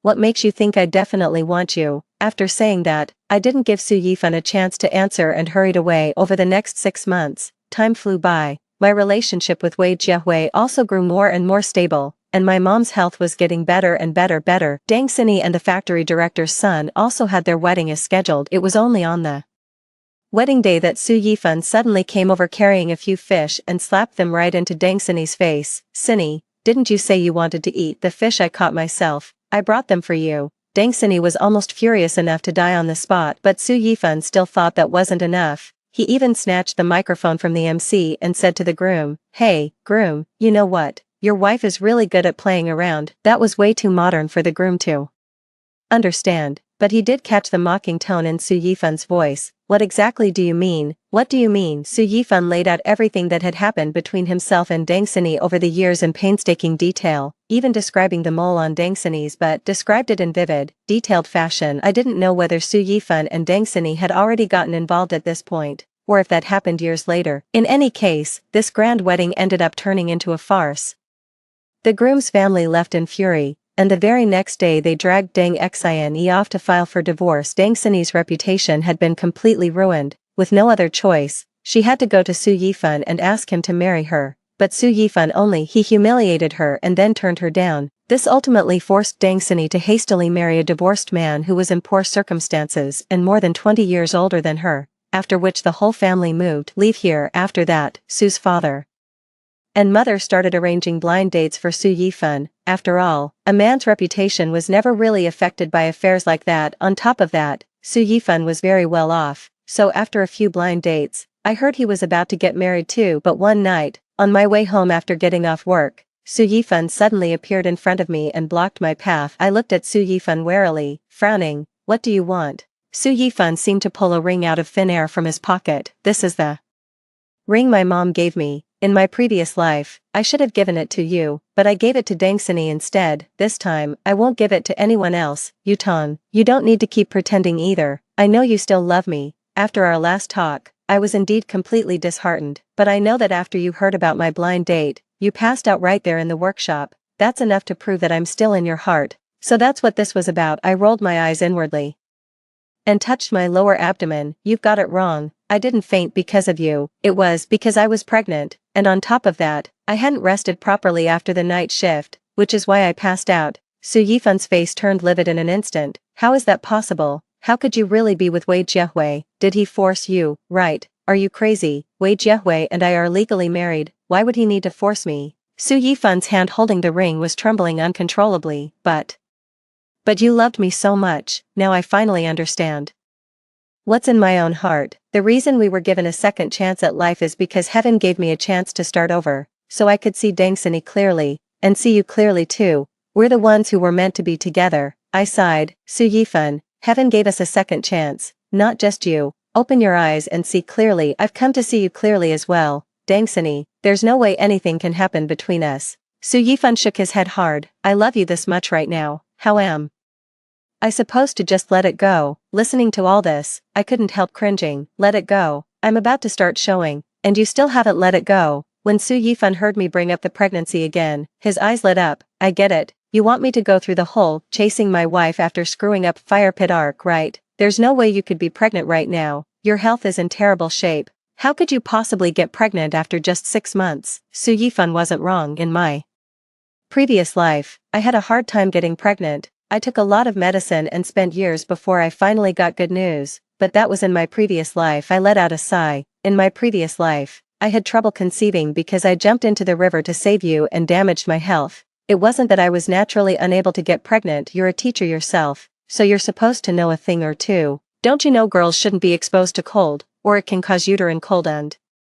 affect fertility? Su Yifan probably remembered now. I'd always been in perfect health before, and I never had menstrual cramps, but after I got married, I kept getting them. I told him over and over again that this was caused by being exposed to cold, but Su Yifan kept saying I was being melodramatic, that I was guilt-tripping him, and he never once thought to make me a bowl of brown sugar water or get me a heating pad. He never even considered that I was telling the truth. Su Yifan's face darkened even further. So you don't want me anymore, and you don't want our son either. I don't care that you're pregnant. I can treat your child as my own. I impatiently cut Su Yifan off. Son, he's not my son, he's your son. In my previous life, he drove me to my death. I don't want a son like that. Su Yifan was already dead by then, so of course he had no idea what his heartless son had done, but after all, that was his own son, just like him in every way, so he quickly believed me and knew I was telling the truth. He didn't know what to say, but he still didn't want to break up with me for good. In the end, he struggled out, for Wei Jiahui, you're pregnant, and he didn't even come pick you up from work. How is that treating you well? I pointed to the distance. He just went to buy me some wontons. You may not believe it, but I still need to tell you, my relationship with Wei Jiahui is really good. If heaven gave me a chance to start over, it was probably because it didn't want me to miss him again. After I said that, I ignored Su Yifan completely and slowly walked toward Wei Jiahui. Wei Jiahui looked more nervous than ever. Only after I kept pressing him did he finally say, I bought it a long time ago. I saw him propose to you, and I was really afraid that you'd say yes. I smiled and patted him on the head. Even if you say yes, I still won't. Wei Jiahui looked at me, as if he had finally convinced himself that I wouldn't leave him, although Su Yifan and I had cleared everything up. In the days that followed, he still accompanied me to and from work every day. I also told him several times that there was no possibility between us anymore, but he only smiled and said, I know I'm not good enough for you. I just remembered that when you were pregnant in your past life, you once ran into a robbery. Back then, I couldn't protect you. So this time I want to protect you properly, although I had already said that Wei Jiahui would come pick me up. Su Yifan still said, then I'll protect you both. After all, if Wei Jiahui gets hurt, you'll definitely be heartbroken. I couldn't stop him, so every day everyone could see Wei Jiahui riding his bike with me on it, while Su Yifan followed behind, chasing after us. A few months later, I gave birth to a daughter. I had been so well cared for that the baby grew too big, and in the end I couldn't deliver her. She was only born by C-section. This nearly scared Wei Jiahui to death. He told no one and quietly went to the family planning clinic to get a vasectomy, and only told me after my condition had stabilized. It was only later that I learned I had suffered severe bleeding during my C-section. Luckily, Su Yifan had the same blood type as me and donated an extra large amount of blood, which saved my life. I had planned to thank him properly after I finished my confinement, but by the time I was done, I learned that he had gone to the far northwest to teach in a volunteer program. He left me a letter. The whole letter was filled with apologies. From the way it read, he had no intention of ever coming back in this lifetime. He said he failed to raise me well, our child, and hoped I would properly raise someone else's child, but maybe that's for the best. What he owed me in my past life could finally be considered fully repaid. Story 2. The poor student spilled milk on my clothes, and the next day, my childhood friend bullied her for me. I said it wasn't necessary, but I caught him cornering the girl again. Kiss you, and you'll let me go. Lu Xing smiled casually. What else? At this moment, I finally realized that we weren't on the same path. Half a month later, the poor student staged a self-directed scene of being bullied, and Lucian kicked over my desk. Shanine, are you crazy? Just because of a cup of milk before, is this necessary? I picked up my school bag expressionlessly. Sorry. I have an alibi. I was applying for a transfer yesterday, and I'll be leaving tomorrow. Lucian was a popular figure throughout our high school. He was tall, handsome, and so smart that he could still rank among the top 10 in the school without studying, and everyone knew that I was the only person he would never allow others to touch or provoke, otherwise, there would be no good end. Shanine, do you think when Lucian will stop picking on that poor student? To corner Zhou Xiaoli. He has skipped a week of classes already, right? The tip of my pen trembled. I looked up at the seat not far away. It was empty. I lowered my eyelids and replied indifferently, I don't know. The school bell rang at this moment. Holding the sorted exercise books, I walked out of the classroom with my deskmate, one in front and one behind. She was still chattering nonstop. TSK, well, it's true. I can't understand the mind of a wife-protecting maniac. I suddenly felt a bit of a bitter in my throat. Protection. A few days ago, when the poor student accidentally spilled milk on me, Lu Xing's face darkened on the spot. When he changed his school uniform for me, others were all reminding the poor student to apologize.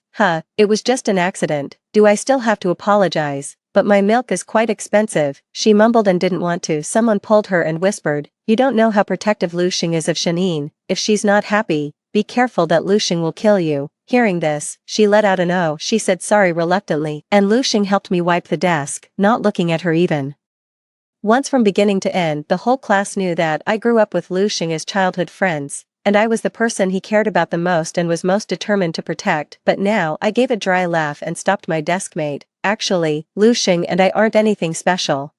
She was a bit confused. Seeing that I didn't continue, she followed my gaze and looked towards the school gate. In the alley not far away, Lu Xing and the poor student were standing very close. They said something, and the girl's breath almost hit Lu Xing's face. There were a lot of people passing by. If you didn't look carefully, they were in the shadow of the alley, and actually not very noticeable. The corner of Lu Xing's mouth curved into a smile, and his tone was casual. What else do you owe me today? We had an agreement. Zhou Xiaoli's face was red, and she didn't dare to look at him. She stood on tiptoe and quickly kissed his cheek. Damn. This. My deskmate was stunned. She couldn't help but exclaim in surprise. Just because of this sentence, Lu Xing turned his head and met my gaze. Our eyes crossed, and the air froze for a moment. The person beside me realized it later and covered her mouth. Sorry, you two talk. I didn't see anything. Then she fled away like the wind. I stroked the hair by my ear and really didn't know what to say. I smiled indifferently. What a coincidence. I'm going home too. Lu Xing's gaze landed on me lightly. He didn't say anything. We confronted each other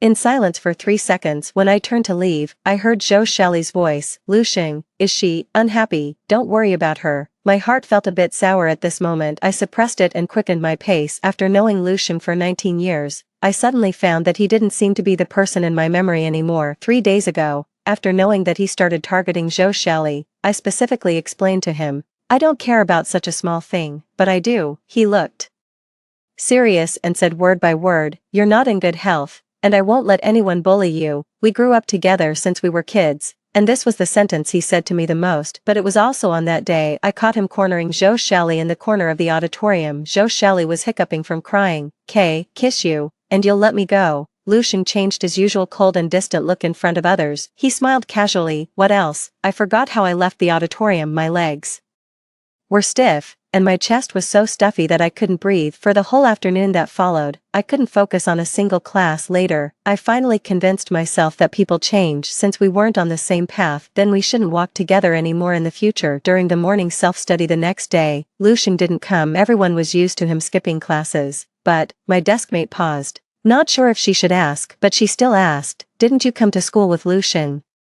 Usually, I would enter the classroom at the same time as him. In summer, he would buy me breakfast, and in winter, he would prepare a hot water bag for me on the way in advance. This was something that everyone tacitly agreed on. But today I bypassed the road near his house. Seeing my hesitation, my deskmate was very perceptive and changed the topic. Hey, what do you plan to have for breakfast after the self-study later? When the self-study was over, Lu Xing came. He was holding a bag of warm cheese balls in his hand. God, don't you have to go a long way to buy these? Shanine, you're so lucky, give me one, will you? Someone leaned towards me but Lu Xing didn't even look at me. He put the bag of cheese balls in front of Zhou Shali, then he went back to his seat and started sleeping. There was a moment of silence all around. Did he put it in the wrong place? Did young Master Lu mistake someone because of his poor eyesight? Zhou Shali's gaze fell on me and saw the girl who had just asked for one. She covered the mouth of the bag. Sorry, Lu Xing bought these for me. I won't share them with others. No one cared too much about her words. The hesitant gazes of everyone were all focused on me. Finally, someone couldn't help asking, did you two have a conflict? Can't be. Lu Xing usually can't wait to protect Shanine. How could he suddenly change? I wasn't too surprised since the truth was revealed.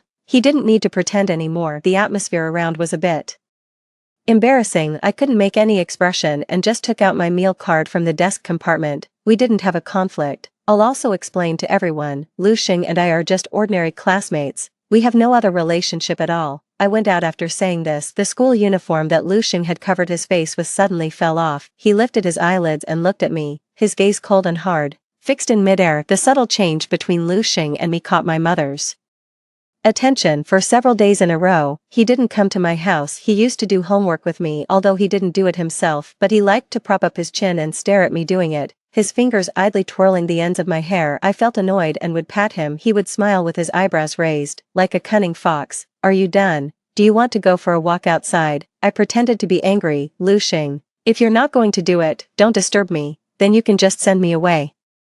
He propped himself up with the other hand. His tone was very cheeky, obviously knowing that I wouldn't do that. Sometimes I would write until very late. He would accidentally fall asleep lying on the side. When he left, at the door, he would stretch and wave at me with a smile. See you tomorrow. This was the relationship between Lu Xing and me. There was no clear expression of love. He lingered in my life, deliberately leaving his mark, and flamboyantly giving me all his preference. So, who wouldn't like such a person? I liked Lu Xing. I also carefully fantasized about the future with him over and over again. Maybe we would be together, or maybe after graduation, he would hold my hand solemnly and gently and confess to me. Thinking of this, Zhou Shali's face suddenly flashed in my mind. Lu Xing hugged her in his arms, smiled, and let her stand on tiptoe and get close to his lips. I suddenly closed my eyes, and my eyes were sore with pain. My mother was asking me, has Xiaoxing not walked home with you after school recently? Did you two quarrel?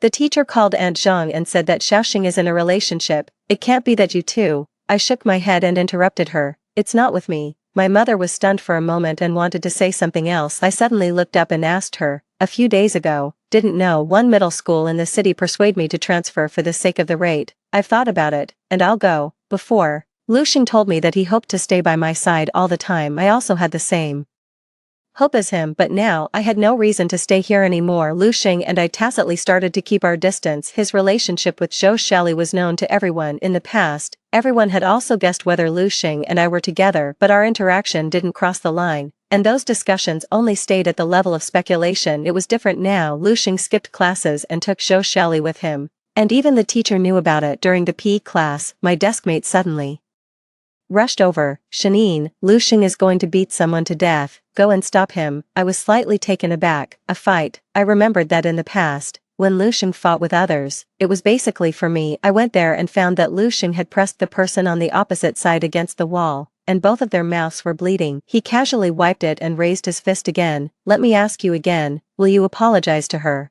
I fucking said it already. I didn't call her shoes tacky. Zhou Shali was hiding behind Lu Xing. She was sniffling. He clearly took an extra look at my shoes. Lu Xing was about to throw another punch, but out of the corner of his eye, he saw me and froze for a moment. I understood that he was doing it for Zhou Shali. Then I wouldn't disturb his moment of playing the hero to save the beauty. Just as I was about to leave, the person on the wall took advantage of Lu Xing's moment of distraction and kicked him away, grabbing me. I was suddenly shocked and recognized him as the well-known gang leader in the school. Yo, is this your childhood sweetheart? Dare to slander me and still hit me? Lu Xing, if you don't apologize to me today, I'll make her take a punch. He grabbed my arm tightly. I was a bit panicked. What does this have to do with me between you two? He ignored me. He looked at Lu Xing. Are you scared? I heard that you care about her a lot. Maybe I was too scared. At this moment, I had an inappropriate expectation of Lu Xing. If it were before, he would definitely try every means to protect me, but when the words of help were about to come out, I choked them back, because Lu Xing laughed first. You heard wrong, right? He lifted his eyelids and his gaze casually passed over me. Go ahead and hit her,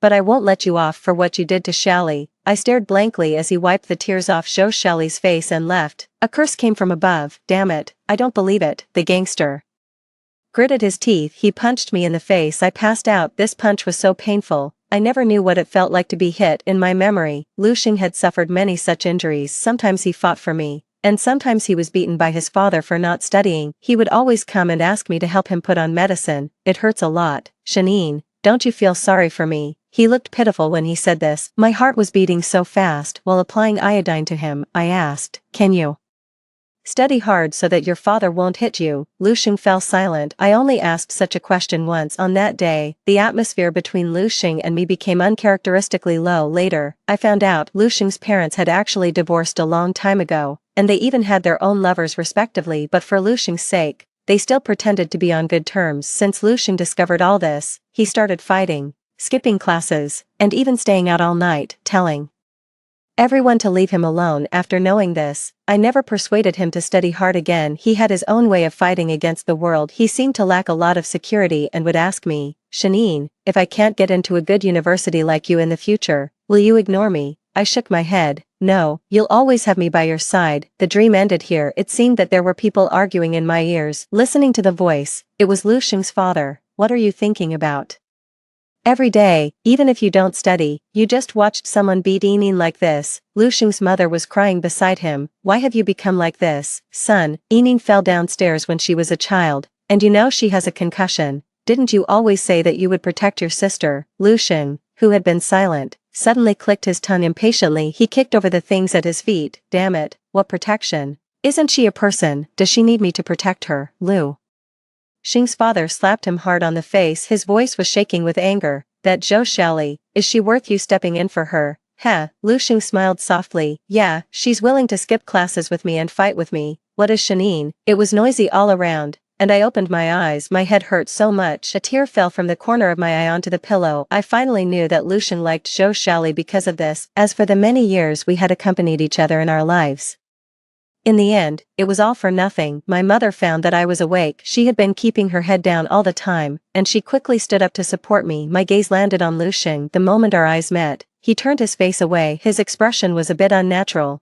Don't you apologize to Enin? Lu Xing's father pulled him to the front of my hospital bed. Lu Xing didn't say anything. I saw him clenching his fists tightly, and his face was filled with defiance. I had never seen Lu Xing like this before. He always used to look at me with a smile. I suddenly felt a bit sad. I thought, it would be great if I had never known Lu Xing. If we were strangers, I might not be so sad, but clearly, it was him who cared about my poor health, and it was also him who made me take that punch. Now, it was him who stood there indifferently and called me nothing. Speak, Lu Xing, you used to have such a good relationship with Enin. Now, I'm asking you to apologize. What's your attitude? Lu Xing stayed still, unwilling to yield to his parents. I suddenly felt that all this was so ironic. I smiled calmly. No need to apologize. Can you let him go? Lu Xing's eyes trembled, and he looked a bit shocked. Lu Xing and I had never had such a tense atmosphere between us before. I repeated it again. Get out. Don't stay in my hospital room. At this moment, Lu Xing hesitated instead. I didn't know what he was thinking. Perhaps, for him, Zhou Shally, who skipped classes with him, was the youth that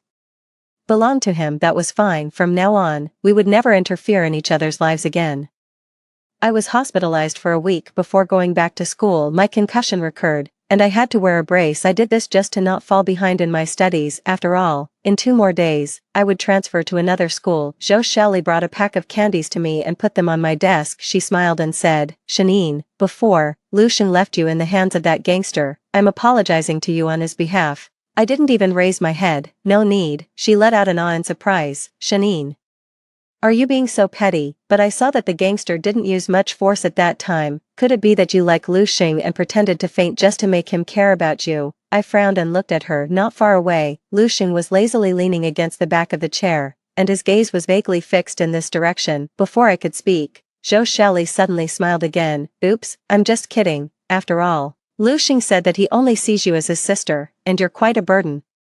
She was deliberately showing off to me. It seemed that she cared a lot about Lu Xing's attitude towards me in the past. I twirled the pen cap, too annoyed to pay attention to her. As long as you're happy. As soon as I finished speaking, Zhou Shali's eyes suddenly turned red, her voice became choked up. Shanine, I sincerely apologize to you. Why do you always talk back to me? Is it? She looked at the candies on the desk, and tears streamed down her face. Do you think I'm poor and look down on the candies I bought? As soon as she started crying, Lucian came over. He protected her behind him and said coldly, Shanine, if you have something against me, come at me. What kind of person are you to bully her? Bully her? I was so speechless that I laughed. Then I grabbed the pack of candies on the desk and turned around to throw it into the trash can behind. See that? That's what bullying is. Zhou Shali cried even more bitterly and burrowed into Lu Xing's arms. Lu Xing didn't say anything, he just stared at me with a heavy gaze. Before the afternoon class, I suddenly found another pack of candies on my desk. It was the brand that I had been eating since I was a child. I turned my head,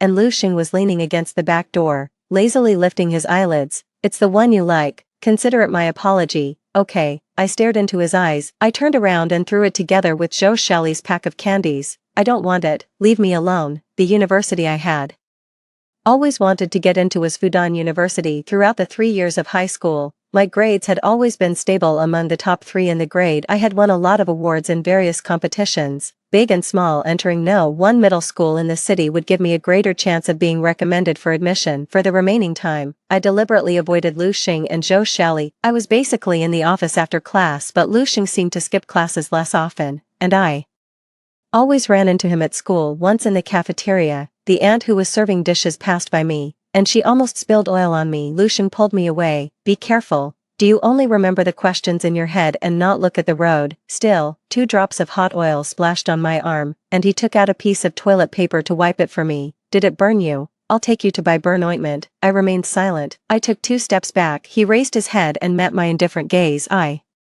didn't want to talk to him, so I turned around and left. Lu Xing took a long stride and easily blocked my way. Shanine, is it necessary? Are you this angry just because I'm with Zhou Shali? I had to stop. Lu Xing was a head taller than me, and I had to raise my face to see him clearly. I was really speechless and laughed. What am I angry about? Lu Xing, although we grew up together, don't you really think that I like you? Lu Xing was stunned, and his eyes were full of surprise and doubt. In the past, this was indeed something that we both knew in our hearts. If we didn't like each other, why would Lu Xing be so high profile as to fight for me again and again, and why would I be willing to stay by his side for so many years? In primary school and junior high school, before my mother chose a school for me, I would lie on the ground and act spoiled. I don't care, I want to go to the same school as Lu Xing. When I was even younger, I had an operation due to a concussion and wore a cold brace. The children nearby all said that I was a monster and didn't want to play with me. It was Lu Xing who beat them all up. Whoever doesn't play hide and seek with Shanine, I'll hit their head with a stick. At that time, Lu Xing was more like a little monster, and I was the only person he wanted to protect. Since then, I thought that no matter what kind of person Lu Xing became, I would stand by his side. But reality was never as beautiful as fantasy. Lu Xing had changed. I would change too.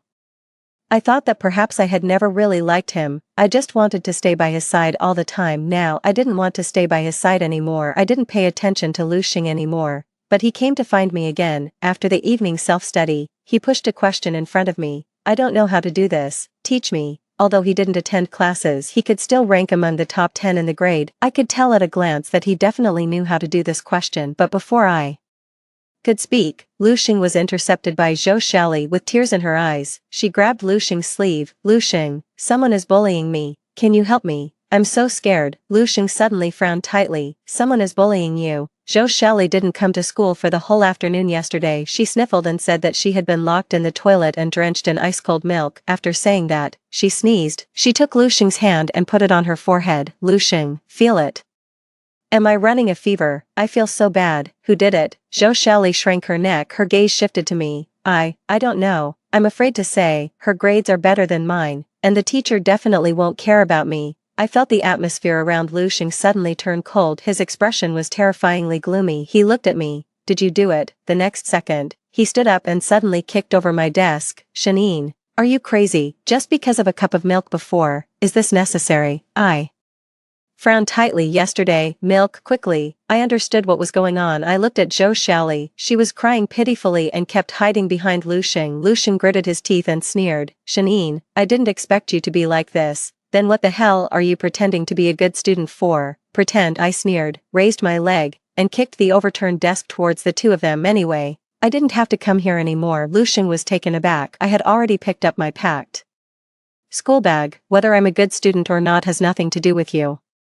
Right, and this classmate Joe, your way of framing people is really not clever. I was in the teacher's office the whole afternoon yesterday, applying for a transfer. You'd better tell me carefully who actually poured the milk on you. Zhou Shali froze as soon as I finished speaking. Her tears stopped on her face. Can't you say it? Heh, I sneered. But I saw you buy a lot of ice creams after school yesterday. You caught a cold. Then you really went to great lengths. Her face suddenly turned red. She was a bit anxious. She grabbed Lu Xing's sleeve. It's not like that, Lu Xing, you have to believe me. I was bullied, but Lu Xing didn't look at her. His gaze stayed on me for a long time. It seemed that after hearing the word transfer, he froze. Lu Xing, don't listen to her nonsense. Let's go. Okay, take me to buy medicine. Lu Xing shook off Zhou Shali's hand. He lowered his eyes, stared straight at me, and asked me, when did this happen? I was silent for 2 seconds and saw that his gaze became even colder. Shanine, speak about the transfer. When did it happen? The air pressure around him dropped. He became extremely dangerous. I met his gaze and expressionlessly spat out a few words. What does it have to do with you? I left as soon as I finished speaking. I was pulled back by Lu Xing, who grabbed the hood of my coat. He held my wrist with one hand, and his eyes were faintly red. Why? Why do you want to transfer? I was getting a bit annoyed. Lu Xing and I were not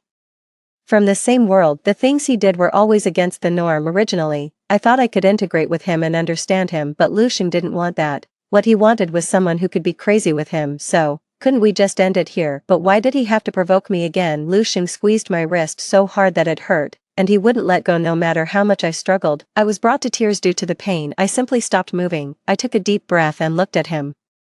Fine, I'll tell you why. Because I feel disgusted when I see someone like you who has fallen so low as to not even study. Lu Xing's pupils suddenly trembled. In the moment he was distracted, I pulled out my hand. I casually adjusted the hood. I never looked back at him again. I went home to pack the materials for the registration next week. I didn't have time to eat until very late. My mother brought the dishes into my room. Seeing me flipping through my old certificates, she suddenly asked, Enine, do you think there's still hope for that child Lu Xing to study hard? I don't know. I really didn't know. And I didn't care either. My mother sat down next to me, lost in thought. A few days ago, Aunt Zhang said that she was going to move abroad with her boyfriend. It was decided very urgently. I don't know if that child Lu Xing can accept it. Sigh. Forget it. I used to treat him like my own son, but now he's really gone too far, and I can't do anything about it. I reacted for a moment. That meant that Lu Xing's parents were going to separate completely. I suddenly remembered when I first entered high school. I went to find Lu Xing. He was arguing with his parents. The woman's voice inside was very shrill. You don't know how lucky you are. It's only because of you that we haven't chosen to separate. Heh. Because of me, you get into another man's car alone every weekend, and my dad often stays out all night. Then you come back and sleep in the same bed acting all loving. Don't you think you're perverted? The man smashed a cup. What kind of words are you saying? If it weren't for you to get into a good university, do you think we would want to do this? Lu Xing slammed the door and left. I stood outside and saw his red eyes. Lu Xing's tears fell in an instant. I didn't say anything and stood on tiptoe to gently wipe them away for him. That day in the park, he kept his head down, and his voice was trembling. Shanine, do you know, I'm very scared. I don't know when my family will completely fall apart. I understood. It was a sense of powerlessness in a precarious situation. It gave people hope, but the result was definitely despair. Lu Xing had always envied me for having a happy family. I also envied him for being in good health since childhood and always winning in fights. For more than a decade, we had been constantly drawing strength from each other. But now, when I thought about it, these fragmented memories seemed so unfamiliar. It was as if they belonged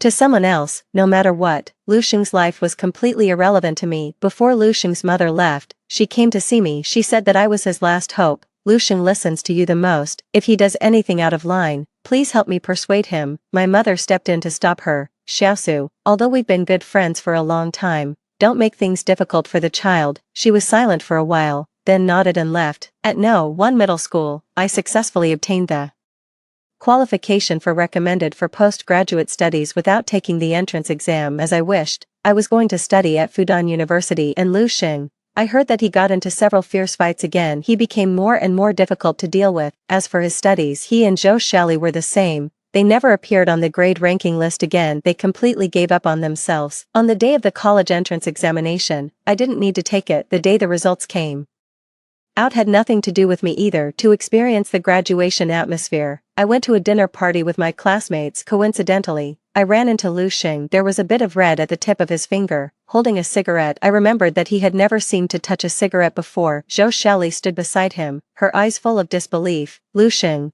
what did you say? You want to break up with me? Lu Xing didn't even raise his eyelids. Yes, with a crisp sound, Zhou Shali raised her hand and slapped Lu Xing in the face, and then started crying. I skipped the college entrance examination with you, and now you're telling me you want to break up. Why, Lu Xing, tell me why. Lu Xing raised his hand to wipe his face. He smiled casually. Do I need a reason? I'm bored, is that okay? He blew a smoke ring at her. Also, do you know what kind of person I hate the most? He paused for a moment, as if thinking about something. He showed a malicious smile. It's someone like you, who has fallen so low as to not even take the college entrance examination. Lu Xing, you son of a bitch. Zhou Shali was extremely angry, grinning her teeth. She pointed at Lu Xing's nose. She, who was always gentle, cursed, it was you who told me that the college entrance examination was useless. I knew it. I knew that your mother abandoned you because you're a complete piece of trash. As soon as she finished speaking, her neck was grabbed by Lu Xing. Lu Xing's eyes turned red. What did you say? Say it again. Zhou Shali was choked and couldn't breathe. She kept slapping Lu Xing's hand, with tears in her eyes but unable to speak. Just then, Lu Xing's gaze suddenly shifted. He saw me. After a 2-second pause, Lu Xing released his hand and immediately hid the cigarette behind his back. He secretly extinguished it. His expression was full of unnatural unease. Shanine, I nodded. Did you do well in the exam? Lu Xing froze.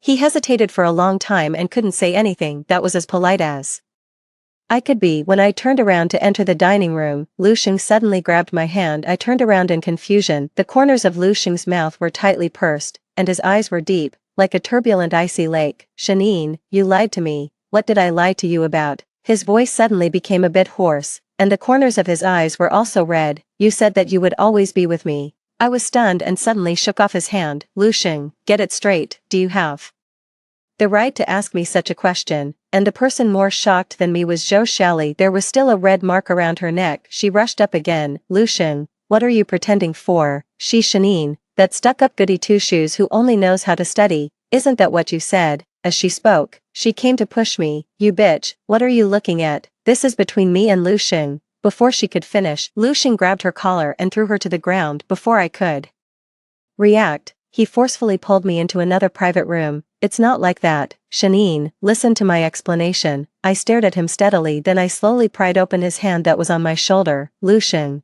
do you never know how to respect other people's thoughts? I'm here to have a party with my friends, and I'm going to be late. I didn't want to have any extra conversation with Lu Xing at all. He seemed a bit different from before, but I didn't want to try to understand him anymore. Also, why do you think I want to hear your explanation? You said I'm a goody two-shoes and a good student. I'm honored. And that's why I can go to Fudan University. Me be with you. How? Be with you and sink as low as you. You're thinking too much. I left the private room under the dim and indistinct lights. I couldn't see Lu Xing's expression clearly anymore. He stood there blankly for a long time at the party. Everyone was toasting each other. In the middle of it, someone accidentally pushed the door open. It was my former deskmate. She was beaming with joy. Shanine, you're here too. She was a friend of the other people present. We hadn't seen each other for a while, and she was very excited to tell me that she also did well in the exam. Lu Xing seems to have been standing outside for a long time. I don't know who he's waiting for. I clinked my soda with hers. Yeah, who knows? She leaned over curiously and asked me,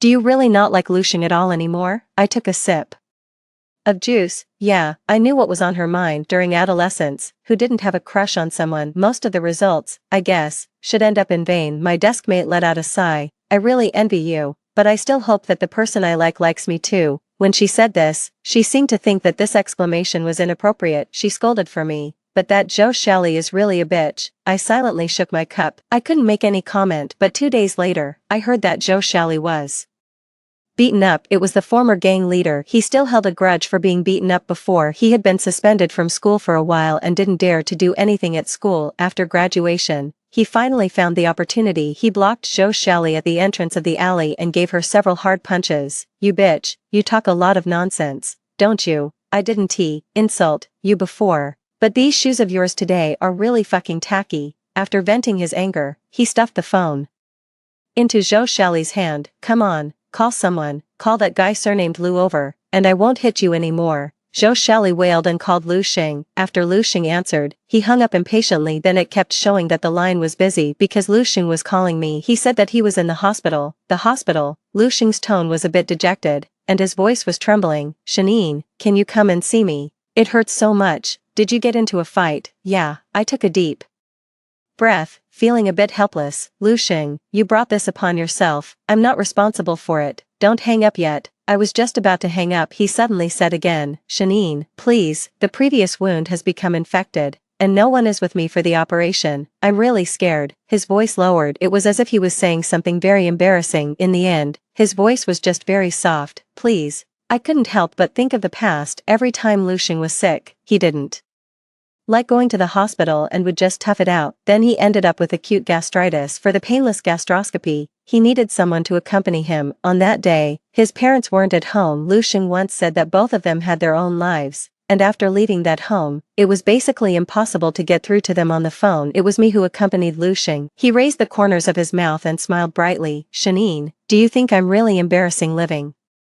like this? I shook my head. Of course not. When Lu Xing woke up from the anesthesia, I was sitting next to him. He lowered his head, and his nose was a bit stuffy. Shanine, thank you. That's what he said, but at that time, I clearly saw a trace of melancholy in his eyes. That day, I vaguely felt that something was different. Later, I found out in Lu Xing's eyes, I was in a different situation from him, and I could never truly empathize with him. All he could say to me was a thank you. There was an insurmountable gap between us from the start. When we were young, everyone wanted to be Ultraman who saved the world. As we grew up, we gradually realized that no one was there to save us. For Lu Xing, I was not as useful as Zhou Shali was to Lu Xing. They could share their hardships, and I really wasn't qualified. I didn't go to the hospital. I never answered Lu Xing's calls again. Let him bear his own hardships. I cut off all contact with Lu Xing. My mother still often kept in touch with his mother. I heard that his mother was pregnant abroad. After learning that Lu Xing didn't take the college entrance examination, she was silent. That child can't be managed.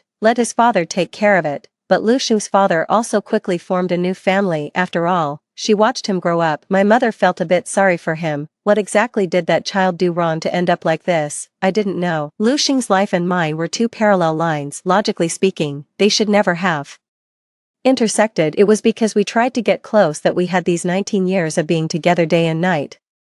If he didn't do anything wrong, then of course I didn't do anything wrong either. I got into the university I wanted to go to through my own efforts and lived the life I wanted. That's all. Before the university started, I saw Lu Xing for the last time. He was waiting downstairs at my house. He waited for a long time. I didn't understand why he was so determined to have contact with me. Shanine, there's something I have to tell you. I looked at him in silence. After not seeing him for a while, a lot of the youthful spirit on him seemed to have faded away. He was also a bit thinner. He still smiled cleanly, but there was a hint of bitterness. I like you. After he said that, I involuntarily froze for a moment. In the silent confrontation, Lu Xing turned his head first. Suddenly, I realized that I seemed to have been waiting for this sentence for a very long time, but that was in the past. I shook my head. There's no need to say this. I don't like you either. Lu Xing gave a bitter smile. I know, you're going to university, and someone like me doesn't deserve you. No, Lu Xing, I interrupted him. You should understand that I never cared what kind of person you are. He suddenly raised his eyes and saw my unusually serious expression. The summer wind carried a wave of heat. It blew up the bangs of both him and me. Our gazes met without any obstruction. I showed a relieved smile. I used to think that maybe we would always be close, but Lu Xing, you chose someone else and a different path. Then we have to take responsibility for our own choices. Lu Xing didn't speak for a long time. He understood what I meant. Before I was about to go upstairs, he suddenly called out to me. His voice was trembling uncontrollably. But Shanine, I regret it. What should I do if I regret it? I like you. I shouldn't have been with Zhou Shali, and I shouldn't have missed this college entrance examination. That being said, I didn't stop walking. I didn't look back either. His voice was lost in the rustling sound of the summer wind. Slowly, I couldn't hear it at all. I entered the university full of expectations. I made new friends. I entered a new life. It's just that Lu Xing was no longer in my life. After a while, my former deskmate came to tell me she was together with the person she liked. Shanine, can you believe how coincidental it is? I mustered up the courage to confess to him, and it turned out that he liked me too. I was really happy for her. Mutual affection and staying together for a long time were probably the two most difficult things in the world. I wished her that her relationship would last. What about you? Do you have someone you like? I thought for a while. recently, there's a senior. We get along really well when we talk. What's that? If you like someone, just say it. I smiled but didn't say anything. Later, when I got home, I accidentally heard news about Lushing from my mother. He repeated his senior year of high school. It was still at the same school as before, but Joe Shelley wasn't there anymore. She was a poor student and couldn't afford the tuition for repeating the year. She went to settle accounts with Lushing several times. She also regretted it. I shouldn't have skipped classes with you. Lushing simply ignored her. Later, Joe Shelley didn't pester Lushing anymore. She was taken home by her family. She found a good husband's family. She pleaded for help but got no response. I didn't know what she was thinking, but she actually came to find me. Shanine, don't you think you should be responsible for me? Long time no see. Have you lost your mind? She suddenly became excited. If you hadn't failed to keep your childhood friend in line, he wouldn't have come to lead me astray. I thought it was ridiculous. I asked her,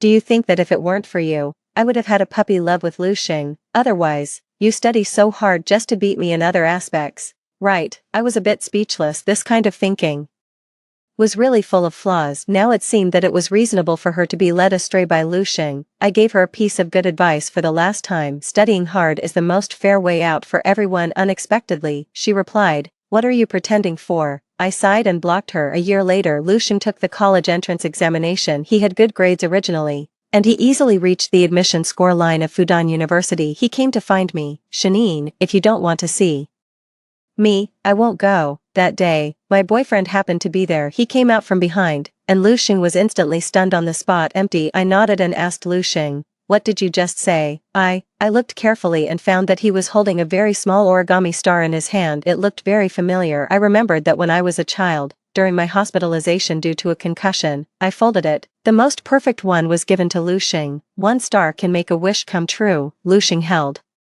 the star in front of me. Shanine, does this count? I looked at it for a while. I took my boyfriend's arm and smiled. It was just a childhood joke. The creases of that star were already tattered. When the sunlight fell on it, it still looked dull. Nothing stays the same. The past, let it stay in the past.